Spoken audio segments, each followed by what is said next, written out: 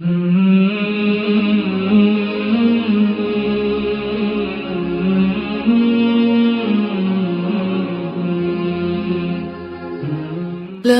إله إلا الله محمد رسول الله نحمده ونصلي على رسوله الكريم اما بعد فاعوذ بالله من الشيطان الرجيم بسم الله الرحمن الرحيم رب اشرح لي صدري ويسر لي امري واحلل عقدة من لساني يفقهوا قولي اذا سألك عبادي عني فاني قريب اجيب دعوة الداعي اذا دعان فَلْيَسْتَجِيبُوا لِي وَلْيُؤْمِنُوا بِي لَعَلَّهُمْ يَرْشُدُونَ۔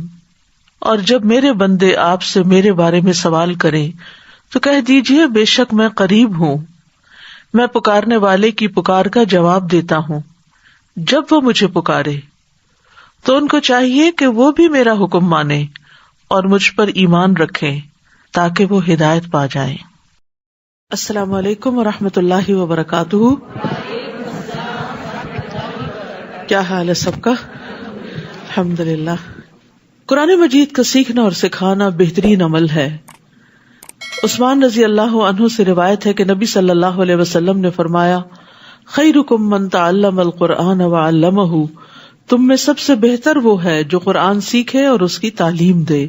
یعنی دو میں سے ایک کام ضرور کرنا چاہیے، یا طالب علم بنے رہیں یا پھر معلم بنے۔ قرآن کے پڑھنے پڑھانے والے لوگ اللہ کے خاص لوگ ہوتے ہیں، خاص بندے ہوتے ہیں۔ انس رضی اللہ عنہ سے روایت ہے، وہ کہتے ہیں کہ رسول اللہ صلی اللہ علیہ وسلم نے فرمایا، بے شک لوگوں میں سے کچھ اہل اللہ ہوتے ہیں۔ آپ صلی اللہ علیہ وسلم سے پوچھا گیا کہ ان میں سے کون لوگ اہل اللہ ہوتے ہیں، یعنی اللہ والے؟ آپ صلی اللہ علیہ وسلم نے فرمایا، اہل قرآن اہل اللہ ہیں اور اس کے خاص لوگ ہوتے ہیں، یعنی جن لوگوں کا تعلق قرآن مجید سے مضبوط ہوتا ہے وہ اللہ کے خاص بندے ہوتے ہیں، VIPs ہوتے ہیں۔ قرآن کی بدولت اللہ اور اس کے رسول کی محبت حاصل ہوتی ہے۔ ابن مسعود کہتے ہیں، جو شخص قرآن سے محبت کرتا ہے وہ دراصل اللہ اور اس کے رسول سے محبت کرتا ہے، اور یہ دونوں محبتیں ہمارے ایمان کا حصہ ہیں۔ ابو سعید خدری بیان کرتے ہیں کہ ایک آدمی میرے پاس آیا اور اس نے مجھے کہا کہ مجھے کوئی وصیت کرے، تو میں نے کہا، تم نے جو سوال مجھ سے کیا ہے میں نے تم سے پہلے یہی سوال رسول اللہ صلی اللہ علیہ وسلم سے کیا تھا، اور آپ نے فرمایا تھا، میں تمہیں اللہ سے ڈرنے کی وصیت کرتا ہوں کیونکہ یہ ہر چیز کی بنیاد ہے، اور جہاد کو لازم پکڑ لو کہ وہ اسلام کی رہبانیت ہے، اور اللہ کے ذکر اور قرآن کی تلاوت کا اہتمام کیا کرو کیونکہ وہ آسمان میں تمہارے لیے باعث رحمت اور زمین میں تمہارے لیے باعث تذکرہ ہیں، اور قرآن کی بدولت مطلوبہ چیز کا حصول آسان ہو جاتا ہے۔ امام ابراہیم مقدسی اپنے شاگرد عباس بن عبد الدائم کو وصیت کیا کرتے تھے کہ قرآن کی کثرت سے تلاوت کرو اور اسے ترک نہ کرو، تو تم جو طلب کرنا چاہتے ہو وہ تمہارے لیے اتنا ہی آسان ہو جائے گا جتنی تم قرات کرو گے، یعنی تمہاری قرات کی مقدار کے مطابق، تمہارے قرآن سے تعلق کے مطابق تمہاری چیزیں تمہارے لیے آسان ہو جائیں گی، تمہارے کام تمہارے لیے آسان ہو جائیں گے، تمہاری مقاصد پورے ہو جائیں گے۔ تو اللہ سبحانہ وتعالی ہمیں بھی رمضان میں اور اس کے بعد بھی زیادہ سے زیادہ قرآن پڑھتے رہنے کی توفیق عطا فرمائے۔ 13واں پارہ۔ اعوذ باللہ من الشیطان الرجیم، بسم اللہ الرحمن الرحیم، وما ابرئ نفسی ان النفس لامارۃ بالسوء الا ما رحم ربی ان ربی غفور رحیم، وقال الملك ائتوني به استخلصه لنفسي فلما كلمه قال انك اليوم لدينا مكين امين۔ شروع کرتی ہوں اللہ کے نام سے جو بے انتہا مہربان نہایت رحم فرمانے والا ہے۔ اور میں اپنے آپ کو پاک صاف نہیں کہتا، کیونکہ نفس تو اکثر برائی پر اکساتا رہتا ہے، مگر جس پر میرے رب کی رحمت ہو، یقیناً میرا رب معاف کرنے والا، رحم کرنے والا ہے۔ یوسف علیہ السلام اپنے بارے میں کہتے ہیں کہ اگرچہ میری صفائی پیش ہو چکی ہے، لیکن اس کے باوجود میں اپنے آپ کو، اپنے نفس کو پاک نہیں کہتا۔ قرآن مجید میں ایک دوسری جگہ بھی ہمیں یہ ہدایت دی گئی ہے، وَلَا تُزَكُّوا أَنفُسَكُمْ، کہ اپنے آپ کو پاکیزہ مت قرار دو، اپنے آپ کو بہت نیک نہ سمجھو، اپنے آپ کو گناہوں سے پاک مت سمجھو۔ ہر انسان کسی نہ کسی درجے پر کہیں نہ کہیں کسی نہ کسی غلطی کا شکار ہو جاتا ہے، اور جو جتنا زیادہ تقوی رکھتا ہے، جو جتنا زیادہ اللہ کے قریب ہوتا ہے، اتنا ہی ڈرتا ہے، اور اس کو اتنی ہی زیادہ اپنی غلطیاں بھی نظر آتی ہیں، اور ان غلطیوں کی بنا پر ہی وہ اللہ سے ڈرتا ہے کہ میں نے اللہ کی عبادت کا حق ادا نہیں کیا اور بہت سی کوتاہیاں کی ہیں۔ تو یوسف علیہ السلام ایک عظیم انسان تھے، اگرچہ وہ انتہائی صابر اور متقی انسان تھے، لیکن پھر بھی وہ اپنے آپ کو بری ذمہ قرار نہیں دیتے اور برائی کی نسبت نفس کی طرف کرتے ہیں کہ نفس تو اکثر برائی پہ اکساتا رہتا ہے، مگر جس پر میرے رب کی رحمت ہو، یعنی انسان اپنے نفس کی شرارت سے صرف اسی وقت بچ سکتا ہے جب اللہ کی رحمت ہو انسان پر، ورنہ انسان اپنے ہی نفس سے دھوکا کھا جاتا ہے اور غلط چیز کو خوبصورت سمجھ کر، اچھا سمجھ کر، فائدہ مند سمجھ کر اس کو کر بیٹھتا ہے، چاہے اس کے بعد اس کو ندامت ہی کیوں نہ ہو۔ یقیناً میرا رب معاف کرنے والا، رحم کرنے والا ہے۔ عام طور پر نفس کی 3 اقسام بتائی جاتی ہیں۔ ایک نفس امارہ ہوتا ہے جو گناہوں کا حکم دیتا ہے یا ابھارتا ہے، جب انسان برائی کر بیٹھتا ہے تو پھر دوسرا نفس لوامہ ہوتا ہے جو اس برائی پر اس کو ملامت کرتا ہے، اور تیسرا نفس مطمئنہ ہوتا ہے کہ جب انسان توبہ کر لیتا ہے تو ہی نفس مطمئن ہوتا ہے، یا پھر خیر اور نیکی کے کام جو ہیں وہ انسان کے نفس کو نفس مطمئنہ بناتے ہیں۔ اور ہم سب کو اس کے لیے ایم کرنا چاہیے، اس کی کوشش کرنی چاہیے، اور ہر وقت اپنے اندر کو چیک کرتے رہنا چاہیے، محاسبہ کرتے رہنا چاہیے کہ کیا میرے اندر کا نفس نفس مطمئنہ ہے یا نہیں، کیونکہ مرتے وقت نفس مطمئنہ کو ہی فرشتے یہ خوشخبری دیں گے، یا ایتھا النفس المطمئنہ ارجعی الی ربک راضیۃ مرضیہ۔ تو نفس مطمئنہ اس کو حاصل ہوتا ہے جو اپنے رب سے راضی ہوتا ہے، اور رب بھی اس سے راضی ہوتا ہے، رضی اللہ عنہم ورضوا عنہ۔ اور یہ اسی وقت ہو سکتا ہے جب بندہ رب کی رضا کے کام کرتا رہے۔ تو ہم سب کو دعا بھی کرنی چاہیے اور اس کے لیے کوشش بھی کرنی چاہیے، اور نفس میں کسی بھی وقت کوئی ہلچل ہو تو واپس اس کو نفس مطمئنہ کی طرف لانا چاہیے، چاہے اللہ سے توبہ کرنا ہو یا بندوں سے معافی مانگنا ہو۔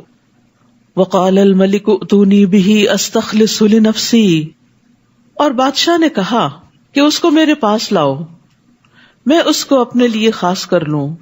پھر جب اس نے اس سے کلام کیا، یعنی بادشاہ نے بات کی یوسف علیہ السلام سے، قال انک اليوم لدینا مکین امین، کہا کہ آج سے آپ ہمارے پاس مکین بھی ہیں اور امین بھی ہیں۔ قال اجعلنی علی خزائن الارض انی حفیظ علیم، یوسف کہنے لگے مجھے زمین کے خزانوں کا نگران مقرر کر دیجئے، میں ان کی حفاظت کرنے والا ہوں اور یہ کام بھی جانتا ہوں۔ چونکہ بادشاہ نے آفر کی کہ اب آپ کا ہمارے ہاں بہت بڑا مقام ہے، مرتبہ ہے، آپ اب ہماری مدد کریں گے، ہمارے ساتھ مل کے کام کریں گے، تو پھر یوسف علیہ السلام نے اپنے لیے اس کام کا انتخاب کیا جس کو وہ سب سے بہتر طور پر کر سکتے تھے، جس کے لیے باقی لوگ تیار نہ تھے، لیکن اللہ سبحانہ وتعالیٰ نے یوسف علیہ السلام کو ایک خاص مرحلے سے گزار کر عزیز مصر کے گھر میں رکھ کر ایسی زبردست مینیجریل سکلز عطا کر دی تھی کہ اب وہ اس عہدے کو لینے کے قابل تھے۔ تو اس آیت سے یہ بات پتہ چلتی ہے کہ انسان کے لیے جائز ہے کہ اگر اس کے پاس کوئی اسکل ہو یا کوئی علم ہو تو اس بنا پر کہ دوسروں کی خدمت کر سکے اپنی اس خوبی کا ذکر کر سکتا ہے کہ میں یہ کام جانتا ہوں۔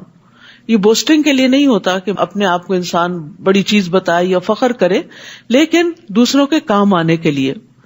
ماوردی کہتے ہیں کہ ایسا کرنا عام صفات میں مطلقاً جائز نہیں، یعنی بلا وجہ اپنے منہ میاں مٹھو بننا اور اپنی خوبیاں اور تعریفیں بیان کرنا یہ ایک ناپسندیدہ عمل ہے، لیکن ضرورتاً جائز ہے۔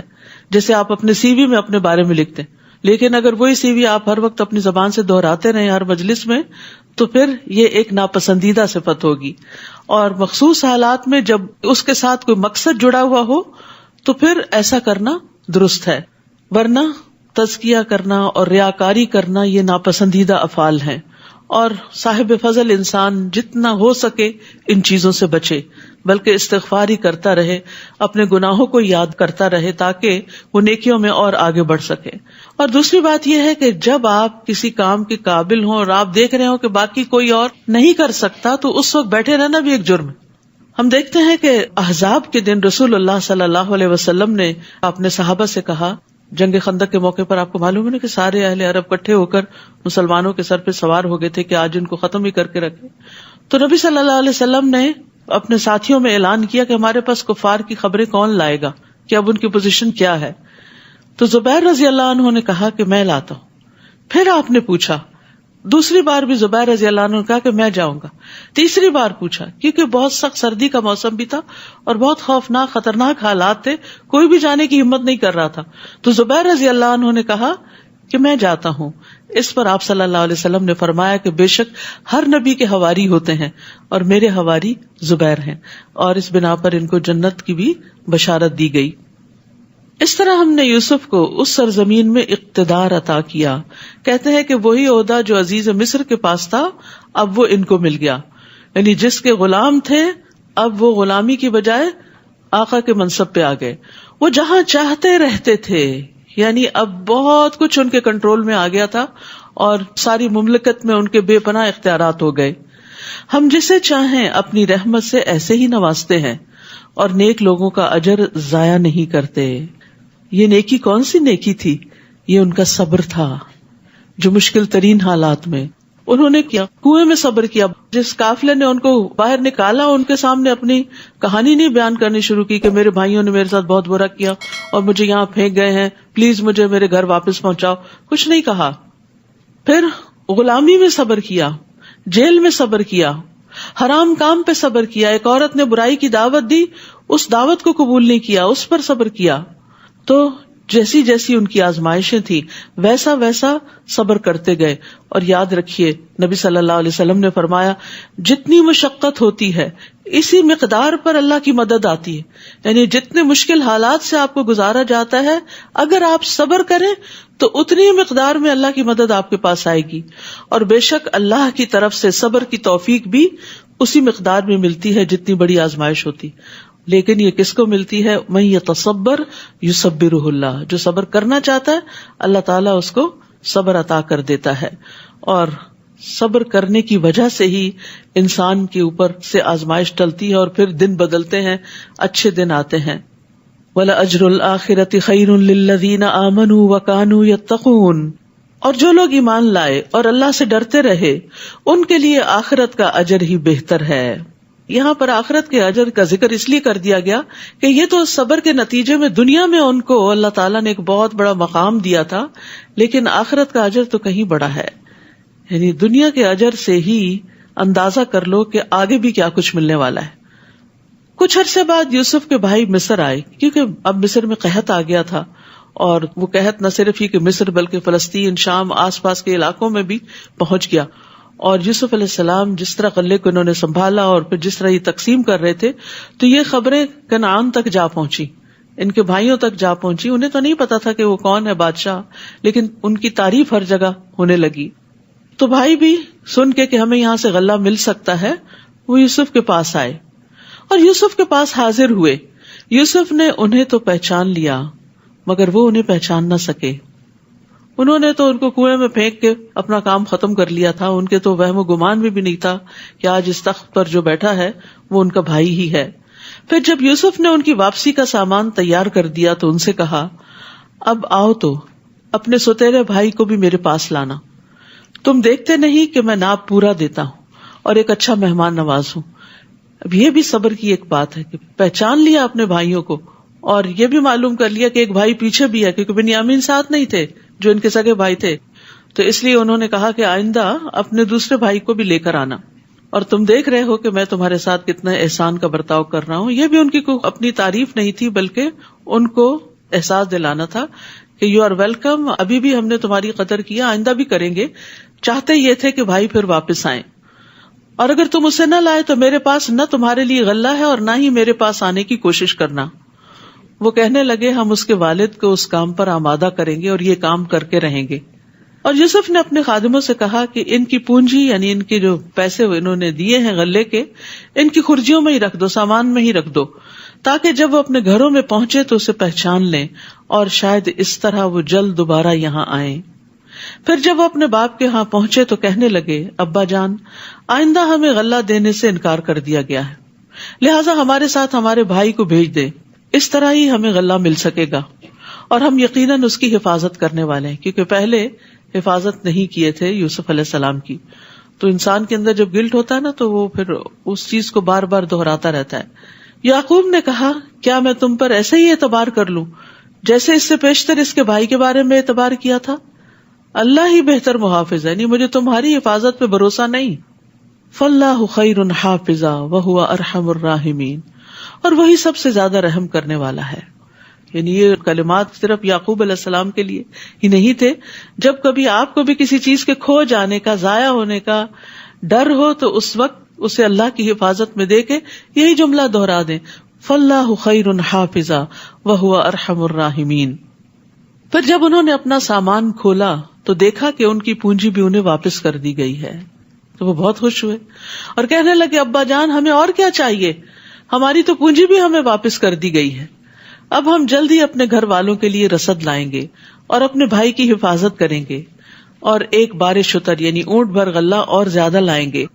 اور یہ اب کی بار غلہ لانا تو بالکل آسان ہے، یعنی اب تو ہماری ان سے دوستی ہو گئی ہے اور وہ ہم پہ بڑے مہربان ہیں اور ہم بہت آسانی سے زیادہ غلہ لانے کے قابل ہو گئے ہیں. یعقوب نے کہا جب تک تم مجھے اللہ کے نام پر پختہ عہد نہ دو گے کہ ہم اسے یقیناً آپ کے پاس لائیں گے، تب تک میں کبھی اسے تمہارے ساتھ روانہ نہ کروں گا. اب ادھر ان کا مفاد اٹک گیا تھا اور ادھر یعقوب علیہ السلام کو اپنی ریزرویشن تھی، اللہ یہ کہ تم سب بھی کہیں گھیرے میں لے لیے جاؤ تو اور بات ہے. پھر جب انہوں نے اس طرح پختہ عہد دے دیا، پرومس کیا، تو یعقوب کہنے لگے جو کچھ ہم قول و قرار کر رہے ہیں اللہ اس پر ضامن ہے، یعنی میرے اور تمہارے درمیان نہیں، اس کا گواہ اللہ ہے. اور یہ ایک حقیقت ہے، یاد رکھیے جب بھی ہم کسی بندے سے کوئی معاہدہ کرتے ہیں، کوئی وعدہ کرتے ہیں، تو اللہ اس کو دیکھ رہا ہوتا ہے. تو اگر کوئی شخص اس سے پھرتا ہے تو پھر اللہ سبحانہ وتعالیٰ اس کو پکڑنے والا ہے. تو اس لیے لوگوں سے وعدے کر کے، چاہے چھوٹی چیز کا وعدہ ہو یا بڑی چیز کا، اس سے پھرنا نہیں چاہیے. پھر کہنے لگے میرے بچوں، شہر میں ایک ہی دروازے سے نہیں بلکہ مختلف دروازوں سے داخل ہونا، تاہم میں اللہ کی مشیت سے تمہیں ذرہ برابر بھی نہیں بچا سکتا. حکم تو صرف اسی کا چلتا ہے، میں اسی پر بھروسہ کرتا ہوں، اور جسے بھی بھروسہ کرنا ہو اسی پر کرنا چاہیے. یعقوب علیہ السلام نے ایسا کیوں کہا تھا؟ کیونکہ انہیں یہ اندیشہ تھا کہ 11 بھائی اور جوان لڑکے اور وہ بھی خوبصورت اور صحت مند جب اکٹھے کہیں جائیں گے تو لوگ تعجب سے ان کو دیکھیں گے، اور جب کوئی تعجب سے کسی کو دیکھتا ہے تو حسد کے علاوہ تعجب کی نظر بھی لگ جاتی ہے. یعنی جب انسان کسی چیز کو واہ کہہ کے دیکھتے ہیں، واہ، یعنی حیران پریشان ہو جاتا ہے، تو بعض اوقات ایسی نظر بھی نقصان دیتی ہے. تو اس آیت سے علماء یہ کہتے ہیں کہ اس میں نظر بد سے بچنے کی دلیل ہے اور نظر بد کا لگنا برحق ہے. یہ قرطبی نے کہا ہے. نبی صلی اللہ علیہ وسلم نے بھی فرمایا کہ نظر لگنا برحق ہے، اور آپ صلی اللہ علیہ وسلم نے یہ بھی فرمایا کہ نظر بد آدمی کو قبر میں اور اونٹ کو ہانڈی میں داخل کر دیتی ہے. ابو ذر سے یہ بھی روایت ہے کہ رسول اللہ صلی اللہ علیہ وسلم نے فرمایا بے شک نظر بد آدمی کو اللہ کے حکم سے دیوانہ کر دیتی. یعنی بعض اوقات کسی چیز پر، کسی بات پر ایسی کسی کی نظر لگتی ہے کہ انسان بالکل پاگلوں جیسی حرکتیں کرنے لگتا ہے. پھر اسی طرح چہرے کے کالے داغ دھبے یعنی فزیکل النیسز جو ہیں اس میں بھی نظر کا بعض اوقات دخل ہوتا ہے. ام سلمہ رضی اللہ عنہا سے مروی ہے کہ نبی صلی اللہ علیہ وسلم نے ان کے گھر میں ایک لڑکی دیکھی جس کے چہرے پر کالے دھبے پڑ گئے تھے. آپ نے فرمایا اس پر دم کرو کیونکہ اسے نظر بد لگ گئی ہے، یعنی اس وجہ سے اس کے چہرے پر یہ نشان پڑ گئے ہیں. آپ صلی اللہ علیہ وسلم نے یہ بھی فرمایا کہ اللہ کی قضاء و قدر کے بعد نظر بد ہی میری امت کے اکثر لوگوں کی موت کا باعث بنے گی. نظر بد ایک قسم کا تیر ہوتا ہے جو جس کے ساتھ حسد ہوتا ہے یا جس کی تعریف کی جا رہی تھی اس کو جا کے لگتا ہے، اور اگر اس شخص نے اپنا بچاؤ نہ کر رکھا ہو، حفاظت کی دعائیں نہ پڑھ رکھی ہوں، اذکار نہ کر رکھے ہوں، تو کوئی پروٹیکشن نہیں ہوتی اور وہ تیر جا لگتا ہے انسان کو. تو اسی لیے ہمیں دعائیں، اذکار اور جو معوذتین ہیں ان کو پڑھنے کا خاص اہتمام کرنا چاہیے. معوذتین کو صبح شام 3 بار پڑھنے کا حکم ہے اور ہر نماز کے بعد بھی پڑھنے کا حکم ہے. نبی صلی اللہ علیہ وسلم ان صورتوں کے اترنے سے پہلے انسانوں اور جنوں کی نظر بد سے پناہ مانگا کرتے تھے. جب معوذتین نازل ہوئی تو آپ نے ان کو پڑھنا شروع کر دیا اور باقی چیزیں چھوڑ دی. تو اس سے یہ پتہ چلتا ہے کہ اگر باقی بہت لمبے چوڑے اذکار آپ نہیں بھی کر سکتے، کبھی آپ کی دیر سے آنکھ کھلتی، یاد رکھیے ان اذکار کے پڑھنے کا وقت سورج نکلنے سے پہلے اور سورج غروب ہونے سے پہلے ہے، یعنی مغرب کے بعد کا وقت نہیں ہے اور سورج نکلنے کے بعد کا وقت نہیں ہے، اس سے پہلے پہلے فجر کی نماز اور سورج نکلنے کے درمیان پڑھیں، عصر کی نماز اور سورج غروب ہونے کے درمیان میں پڑھیں. اور اگر کسی وجہ سے بہت مصروفیت یا وقت کی قلت یا تنگی کی وجہ سے انسان سارے اذکار نہیں بھی پڑھ سکتا تو معوذتین ضرور پڑھے، کیونکہ یہ ہر چیز سے کفایت کرنے والی ہیں. پھر یعقوب علیہ السلام کہتے ہیں ان الحکم الا للہ، حکم تو اللہ ہی کا ہوتا ہے. علیہ توکلت، میں اس پہ توکل کرتا ہوں، بھروسہ کرتا ہوں. وعلیہ فلیتوکل المتوکلون، اور توکل کرنے والوں کو اسی پر ہی توکل کرنا چاہیے. یعنی اسباب اختیار کرنے کے باوجود لازم ہے انسان کے لیے کہ بھروسہ اللہ کی ذات پہ کرے، نہ اپنی طاقت پہ اور ذہانت پہ اور نہ لوگوں پہ. اور وہ اپنے بچوں کو بھی اس بات کی تعلیم دے رہے تھے کہ وہ اسباب کے ساتھ ساتھ اللہ پر بھروسہ کریں، اور سب متوکلین کو اللہ ہی پر توکل کرنا چاہیے. بہرحال چنانچہ جس طرح ان کے باپ نے شہر میں داخل ہونے کا حکم دیا تھا ویسے وہ اس میں داخل ہوئے. اس کی یہ تدبیر اللہ کی مشیت کے مقابلے میں کچھ بھی کام نہ آئی. یہ تو محض یعقوب کے دل کا ارمان تھا جسے اس نے پورا کیا تھا. بے شک وہ ہماری دی ہوئی تعلیم کی وجہ سے صاحب علم تھا یعقوب علیہ السلام، مگر اکثر لوگ یہ حقیقت نہیں جانتے، ان کو ان باتوں کا علم بھی نہیں ہوتا. اب ہوا یہ کہ جس چیز سے وہ ڈر رہے تھے وہی ہوئی. کہا جاتا ہے کہ اپنے خیالات کو ہمیشہ پازیٹو رکھیں، کیونکہ جب آپ کی سوچیں منفی ہوتی ہیں تو ایک لا آف اٹریکشن ہوتا ہے کہ جس میں آپ جس طرح سوچتے ہیں چیزیں ویسے ہی ہونا شروع ہو جاتی ہیں. مثلاً آپ کسی انسان سے ملتے ہوئے ڈر رہے ہوتے ہیں کہ یہ مجھے کچھ کہہ نہ دے، اور اسی ڈری شکل کے ساتھ اسے جا کے ملتے اور واقعی پھر کہہ بھی دیتا ہے. تو اس سے پہلے اپنے اندر کو تبدیل کریں، یعنی باہر کی تبدیلی سے پہلے اندر کی سوچیں تبدیل کریں. جتنی آپ کی سوچیں مثبت ہوتی چلی جائیں گی اتنے ہی آپ بہادر اور مضبوط ہوتے چلے جائیں گے اللہ کے اذن سے. اور یہ توکل کرنے سے اور اللہ کا سہارا پکڑنے سے ہی ہوتا ہے. یعنی مثبت سوچ صرف اس وقت ہو سکتی ہے انسان کی جب انسان اللہ کے بارے میں گمان اچھا رکھے کہ خیر ہوگی. فاللہ خیر حافظہ، حفاظت اللہ ہی کی ہے، اللہ ہی بچانے والا ہے. اچھا بعض اوقات یہ بھی ہوتا ہے آپ ساری پروٹیکشن کی دعائیں پڑھ لیتے ہیں، سارے اسباب اختیار کر لیتے ہیں، اس کے باوجود پھنس جاتے ہیں جہاں پھنسنا ہوتا ہے. پھر اب آپ کہتے ہیں کہ وہ میں نے جو پڑھا تھا اس کا کیا ہوا، ہم نے تو استخارہ کر کے شادی کی تھی، پھر یہ مشکل کیوں پیش آئی؟ نہیں، پھر بھی آ سکتی ہے. اب یہاں آپ دیکھیں سب کچھ انتظامات ہو رہے ہیں، لیکن یعقوب علیہ السلام کو ایک اور صدمہ دیکھنا پڑا. لیکن یہ وقتی تھا، اس میں کوئی حکمت تھی، اور یہ وقت گزر گیا اور آگے آپ دیکھیے کتنی بڑی بڑی ترقیاں ہوئی. تو چاہے شادی کا استخارہ کر کے آپ شادی کریں، پھر اگر کچھ مشکلات پیش آ جائیں تو بعض اوقات اللہ تعالیٰ آپ کو ان مشکلات سے گزار کے مضبوط کرتا ہے. کچھ چیزیں آپ نے کتابوں میں نہیں سیکھی ہوتی، وہ آپ کو بندے سکھاتے ہیں. کچھ ایسے بندے زندگی میں مل جاتے ہیں جو آپ پہ بڑے مہربان ہوتے ہیں، محبتیں ان کی آپ کو بہت کچھ سکھا جاتی ہیں. لیکن کچھ بڑے مشکل لوگ بھی زندگی میں آ جاتے ہیں جن کے تلخ رویے آپ کو بہت کچھ سکھا جاتے ہیں اور بہت بہادر کر دیتے ہیں. اور پھر دل اللہ کے ہاتھ میں معلوم نہیں کب بدل جائے، اس کے بعد اچھے حالات بھی آ جاتے ہیں. تو کبھی استخارے کو بلیم نہ کریں اور کبھی اذکار کو بلیم نہ کریں کہ کوئی فائدہ نہیں دعائیں کرنے کا کیونکہ وہی ہو گیا. پھر نہیں، اس میں بھی خیر ہے. اگر حالات آپ کی توقع کے خلاف ہو گئے تو اس میں بھی خیر تھی. ایک خیر وہ ہوتی ہے جس کو آپ خیر دیکھتے ہیں، عسیٰ ان تکرہوا شیئا، اور ہو سکتا ہے ایک چیز کو تم ناپسند کرو کہ یہ نہیں اچھا ہوا، وہو خیر لکم، اور وہی تمہارے حق میں اچھی. وعسیٰ ان تحبوا شیئا وہو شر لکم، ہو سکتا ہے ایک چیز تمہیں بڑی پسند ہو کہ یہ اچھی ہے اور اسی میں شر ہو. تو ہم نے خیر اور شر کو اپنے حساب سے بنا رکھا ہے. ہماری نظریں جس چیز کو خیر دیکھتی ہیں بس اس کو ہی ہم خیر سمجھتے ہیں، اور جو تکلیف دہ حالات زندگی میں آ جاتے ہیں اس کو ہم اپنے لیے خیر نہیں سمجھتے. حدیث میں آتا ہے مومن کے ہر حال میں خیر ہوتی ہے. اس کو نعمت پہنچتی ہے وہ شکر ادا کرتا ہے, اور اس کو تکلیف پہنچتی ہے تو وہ صبر کرتا ہے, اور یہ چیز اس کے حق میں بہتر ہوتی ہے. تو اس لیے ہر حال میں اللہ کی رضا پہ راضی رہیں اور اچھے دنوں کا انتظار کرتے رہیں کہ یہ وقت بھی گزر جائے گا. This shall to pass. اب قافلہ آ جاتا ہے مصر. جب یہ لوگ یوسف کے پاس آئے تو یوسف نے اپنے بھائی کو اپنے ہاں جگہ دی, بنیامین کو. دو سب کو رکھا, بنیامین اکیلے رہ گئے. تو پھر چپ کے ان سے ملاقات کی اور سب حالات لیے دیے, اور اسے بتا دیا کہ میں ہی تیرا بھائی یوسف ہوں, لہٰذا تم اب ان باتوں کا غم نہ کرو جو یہ کرتے رہے ہیں. یہ ہوتا معاف کرنا.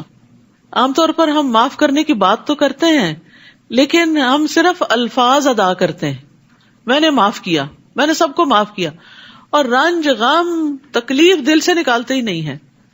تو آپ دیکھیے اتنا برا ہاتھ لگ چکا تھا ان کو بھائیوں سے, اور پھر بنیامین نے لازماً بتایا ہوگا کہ آپ کے بعد مجھ پہ کیا کچھ بیتی ہے, کیونکہ ستیلے بھائی جو تھے اور سب سے چھوٹے بھی تھے. وہ کہتے ہیں نا سگ باش برادر خرد نباش, کہ چھوٹا بھائی بننا جو ہوتا ہے وہ بڑا ایک تکلیف دہ عمل ہوتا ہے. تو معلوم نہیں کس کس قسم کے مسائل سے, ان مسائل کا یہاں کوئی ذکر نہیں, لیکن یوسف علیہ السلام کا یہ جملہ بتا رہا ہے فلا تبتئس بما كانوا يعملون, جسٹ اگنور دم, اعراض برتو, ان باتوں کا غم نہ کرو جو یہ کرتے رہے. کتنا اچھا مشورہ, کتنی زبردست کاؤنسلنگ ہے. ان باتوں کو چھوڑ دو, بلا دو ان کو, اور اسی میں خیر ہوتی ہے. کیونکہ جب انسان ان چیزوں کو بلاتا نہیں ہے تو اپنی ہی صحت پر اثر پڑتا ہے. جان ہاپکنس کی ایک کیرن ہے, انہوں نے کچھ ریسرچز کی تھی, تو وہ کہتے ہیں کہ دکھی اور مایوس ہونے سے انسان کا جسم بوجھل رہتا ہے, اور دکھ اور مایوسی کی وجہ سے ڈپریشن, دل کے امراض, ڈائبٹیز, بلڈ پریشر, اینگزائٹی اور تناؤ جیسے امراض کا خطرہ بڑھ جاتا ہے. جبکہ معاف کرنے سے انسان پرسکون رہتا ہے اور صحت مند زندگی کا ضامن ہے. ان کے خیال میں معاف کرنا صرف الفاظ کہنا نہیں بلکہ یہ ایک اصلاحی عمل ہے جس میں انسان ایک شعوری فیصلہ کرتا ہے کہ اسے دوسرے کو معاف کرنا ہے, یعنی ایک پراپر ڈیسیژن بناتا ہے کہ میں نے اس چیز کو نکال دینا اپنے دل سے, اور یہ منفی سوچیں دل سے نکالی. معاف کرنا کیا ہے؟ نیگیٹو تھنکنگ اپنے اندر سے نکال باہر پھینکنا.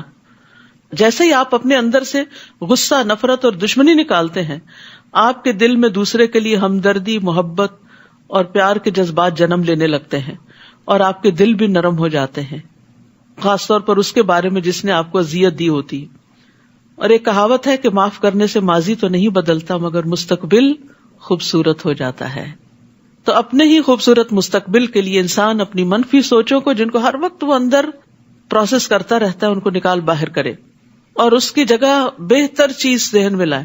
اس کے لیے بہت ضروری ہوتا ہے کہ اچھی سوچ انسان کے اندر ہے. یہی وجہ ہے کہ قرآن شفا ہے دلوں کے اندر جو بیماریاں ہیں, کیونکہ قرآن انسان کی سوچ بدل دیتا ہے, نفع اور نقصان کے پیمانے اور معیار بدلتا ہے. کہ دنیا میں اگر کچھ نہیں ملا تو سو وٹ, مچھر کے پر برابر بھی نہیں. اگر وہ مچھر کا پر تمہیں نہیں ملا تو کیا نقصان ہو گیا؟ کبھی مچھر مر جاتا ہے اور اس کا پر گر جاتا ہے تو آپ اس کے پیچھے تھوڑی بھاگتے ہیں. تو دنیا میں کبھی انسانوں کی طرف سے, کبھی مالی اعتبار سے, کبھی اولاد کی طرف سے کوئی نہ کوئی پریشانی انسان کو آتی رہتی, لیکن اس کو مچھر کا پر ہی سمجھیں اور اس کو اڑا دیں, ہٹا دیں اپنے آپ سے, اور آخرت پر فوکس کریں. جس کا فوکس شفٹ ہو جاتا ہے, جس کا فوکس بڑی چیز پہ چلا جاتا ہے, وہ چھوٹی چیزوں کو پھر اگنور کرتا ہے, تبھی وہ بھلا سکتا, ورنہ نہیں بھلا سکتا. کیونکہ ہم کہتے ہیں نا, ہم کیسے بھلائیں, بھولتے نہیں غم, اس لیے کہ غم آخرت نہیں لگا. غم آخرت لگ جائے, وہاں کی فکر لگ جائے تو یہاں کے بہت سے غم ختم نہ بھی ہوں تو کم از کم ضرور ہو جائیں گے. اب ہم صحابہ کی زندگیوں میں دیکھتے ہیں کہ ان کے اندر کوئی بیچارگی نہیں اور کوئی لوگوں کے شکوے شکایتیں نہیں, اور انہوں نے اپنی زندگیاں اس چیز میں ضائع نہیں کی. وہ ایک بڑے مقصد کے لیے مصروف عمل رہتے تھے. اللہ پہ توکل, ایمان اور اللہ کی محبت کے علاوہ وہ اللہ کے دین کے کاز میں لگے رہتے تھے اور اپنے آپ کو تھکاتے تھے. جو اللہ کی راہ میں اپنے آپ کو تھکا دیتا ہے اس کے اندر سے لازماً یہ چیزیں نکلنا شروع ہو جاتی, اور یہ ہماری صحت کے لیے ضروری ہے کہ ہم ان چیزوں کو بھلا دیں, نکال دیں اپنے اندر سے. لہٰذا اب تم ان باتوں کا غم نہ کرو جو یہ کرتے رہے ہیں, لیو دم. پھر جب یوسف نے ان کی روانگی کے لیے ان کا سامان تیار کیا تو اپنے بھائی کے سامان میں اپنے پانی پینے کا پیالہ رکھ دیا. جب یہ لوگ شہر سے نکل آئے تو پیچھے سے ایک پکارنے والے نے پکار کر کہا اے قافلے والو تم چور ہو، یعنی ٹھیک ٹھاک سامان لے کے جا رہے تھے کہ پیچھے سے شامت آ گئی. انہوں نے پکارنے والے کی طرف متوجہ ہو کر پوچھا تمہاری کیا چیز کھو گئی ہے؟ وہ بولے بادشاہ کا پانی پینے کا پیالہ ہمیں نہیں مل رہا. جو شخص وہ لا کر دے گا اسے ایک بار شتر یعنی ایک اونٹ برگلے کا انعام ملے گا اور میں اس کا ضامن ہوں، گارنٹی دیتا ہوں. وہ کہنے لگے اللہ کی قسم تم خوب جانتے ہو کہ ہم اس ملک میں فساد کرنے نہیں آئے اور نہ ہی ہم چور ہیں. وہ بولے اگر تم جھوٹے ثابت ہوئے تو اس چور کی سزا کیا ہوگی؟ برادران یوسف کہنے لگے جس کے سامان میں وہ گم شدہ چیز پائی جائے وہی اس کا بدلہ ہے. ہم اپنے ہاں ظالموں کو اسی طرح سزا دیتے. یعنی مصر کے قانون کے مطابق وہ کسی کو اپنے ہاں ایز اے کیپٹیو نہیں رکھ سکتے تھے، کسی مسافر کو، لیکن یعقوب علیہ السلام کی شریعت میں یہی تھا. تو اب اسی کو بنیاد بنا کر یہ فیصلہ کیا گیا کہ اگر چور نکل آیا کوئی تو پھر اس کو آپ رکھ سکتے ہیں. پھر اس ضامن نے یوسف کے بھائی بنیامین کے سامان کی تلاشی سے پہلے دوسرے بھائیوں کے سامان کی تلاشی لینا شروع کی. پھر پیالے کو اس کے بھائی کے سامان سے برآمد کر لیا. اس طرح ہم نے یوسف کے لیے تدبیر کی تھی، یعنی یہ طریقہ ہم نے سجایا تھا اللہ کی طرف سے. بعض اوقات آپ کو آئیڈیاز آتے ہیں نا، یہ کام ایسے کر لیں، وہ ایسے کر لیں. آپ بیٹھے ہوتے ہیں خاص طور پہ نماز میں، تو اس میں آپ دیکھیے ہمیشہ یہ سوچیے کہ یہ کہاں سے خیال آ گیا مجھے، تو سوچا بھی نہیں تھا. تو وہ ایک طرح سے اللہ تعالیٰ کی ایک تائید ہوتی ہے آپ کو. اور جو برے برے خیال آتے ہیں وہ شیطان کی طرف سے ہوتے ہیں، وہ وسوسے جو ہوتے ہیں وہ پریشان کرتا ہے آپ کو. یوسف کے لیے مناسب نہ تھا کہ شاہ مصر کے قانون چوری کے مطابق اپنے بھائی کو اپنے پاس رکھ سکے، الا یہ کہ ہم جس کے چاہیں درجات بلند کر دیتے ہیں. اور ایک علیم ہستی ایسی ہے جو ہر صاحب علم سے بالا تر ہے. ہر علم والے کے اوپر ایک اور علم والا ہوتا ہے، یعنی انسانوں میں سے بھی. یہ کس لیے بات کی گئی؟ تاکہ کوئی اپنے آپ کو سب سے بڑا عالم نہ سمجھے کہ میں نابغہ روزگار ہوں اور سب سے زیادہ تو علم میرے ہی پاس ہے، اس تکبر میں مبتلا نہ ہو.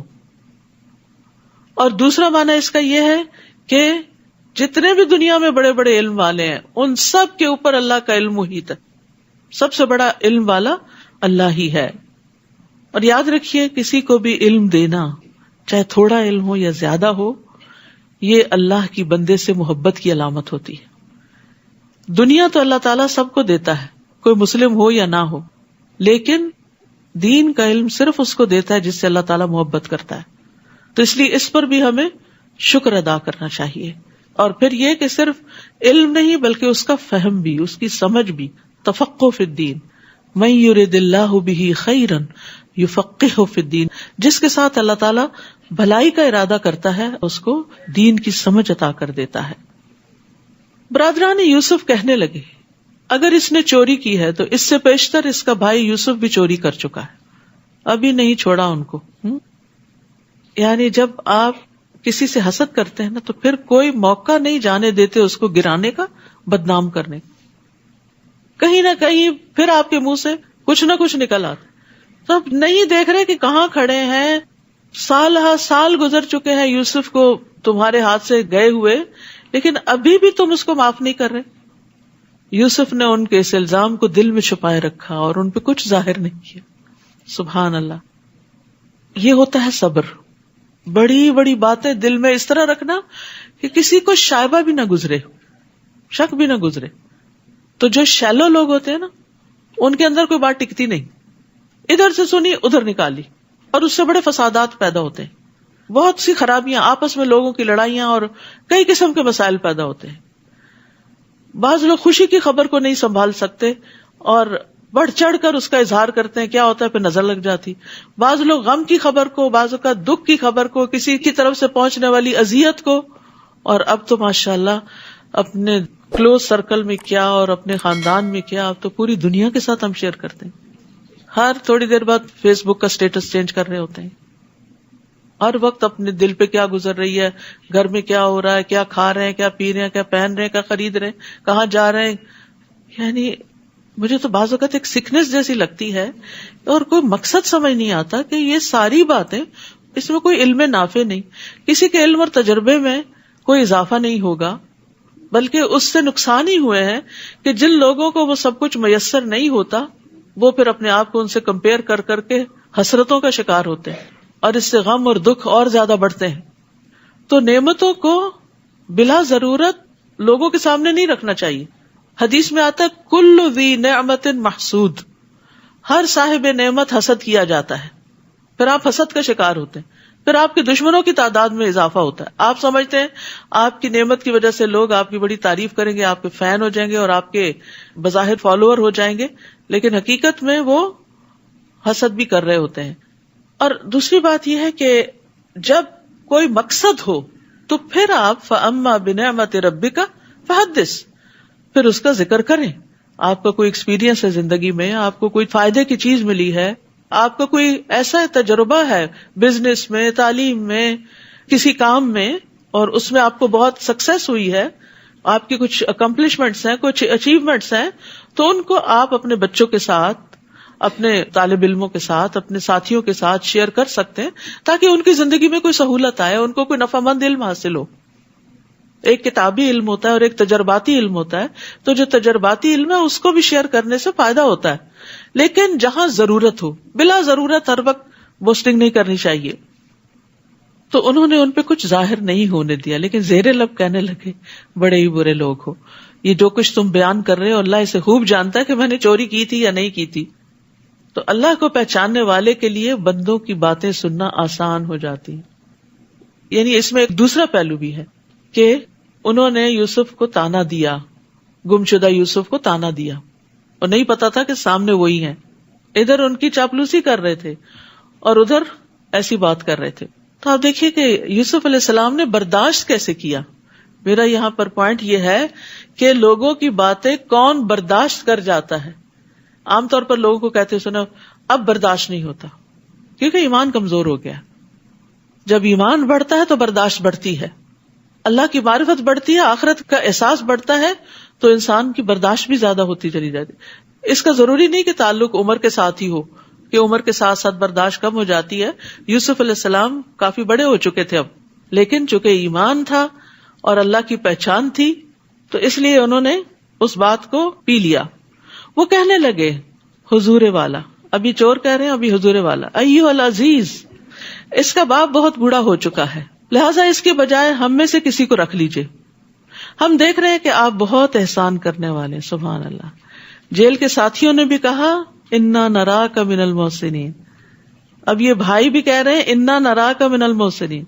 تو جو محسن ہوتا ہے وہ ہر جگہ ہی محسن ہوتا ہے، اور ہر جگہ اس کے احسان کو اکنالج کر لیا جاتا ہے. پھر یعنی محسن کا احسان چھپا نہیں رہتا، یہ ایک ایٹیٹیوڈ ہوتا ہے.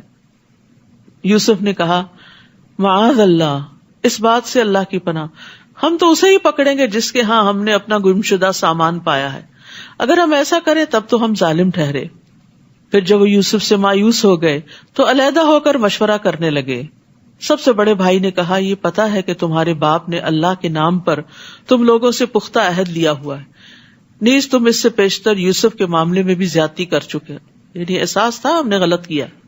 اب تو میں یہاں سے کبھی نہیں جاؤں گا یہاں تک کہ میرا باپ مجھے حکم دے یا اللہ میرے لیے فیصلہ کر دے، یعنی مجھے کوئی قوت دے کہ بھائی کو چھڑا کے لے جاؤں. وہی سب سے بہتر فیصلہ کرنے والا ہے. تم لوگ اپنے باپ سے جا کر کہو ابا جان آپ کے بیٹے نے چوری کی ہے، ہم نے وہی گواہی دی ہے جو ہم جانتے تھے، اور ہم پوشیدہ چیزوں کے نگہبان نہیں، ہم نے نہیں دیکھا لیکن بس بات ایسی ہو گئی ہے. آپ ان بستی والوں سے پوچھ لیجئے جہاں ہم رہے، اور قافلے سے بھی جن کے ساتھ ہم آئے، اور ہم یقیناً سچے ہیں. اب انہیں اپنی سچائی کا یقین دلانا پڑ رہا ہے کیونکہ اعتماد کھو چکے ہیں. جس پر لوگ ٹرسٹ نہیں کرتے اس کو بڑی قسمیں کھانی پڑتی ہیں سچا بننے کے لیے، اور جو سچا ہوتا ہے وہ یقین دہانی کرائے بغیر ہی سچ بولتا ہے اور اس کو کافی سمجھتا ہے. یعقوب نے جواب دیا بات یوں نہیں بلکہ تم نے ایک بات بنا کر اسے بنا سنوار کر پیش کر دیا ہے. پچھلے تجربے کی بنا پر یعقوب علیہ السلام نے ان کی بات کا اعتبار نہیں کیا، لہذا اب صبر ہی بہتر ہے. فصبر جمیل، ہو سکتا ہے اللہ ان سب کو میرے پاس لے آئے. اب 3 غائب ہو گئے، بڑا بھائی بھی جس نے کہا میں نہیں جاؤں گا جب تک بنیامین نہیں جائے گا، بنیامین بھی، اور یوسف تو پہلے سے ہی وہاں تھے. بلا شبہ وہ سب کچھ جاننے والا، حکمت والا ہے. تو صبر جمیل ایسا صبر ہوتا ہے جس میں کوئی شکوہ شکایت نہیں ہوتی. یہ تو وہ باتیں ہیں نا جن کا ذکر قرآن نے کر دیا.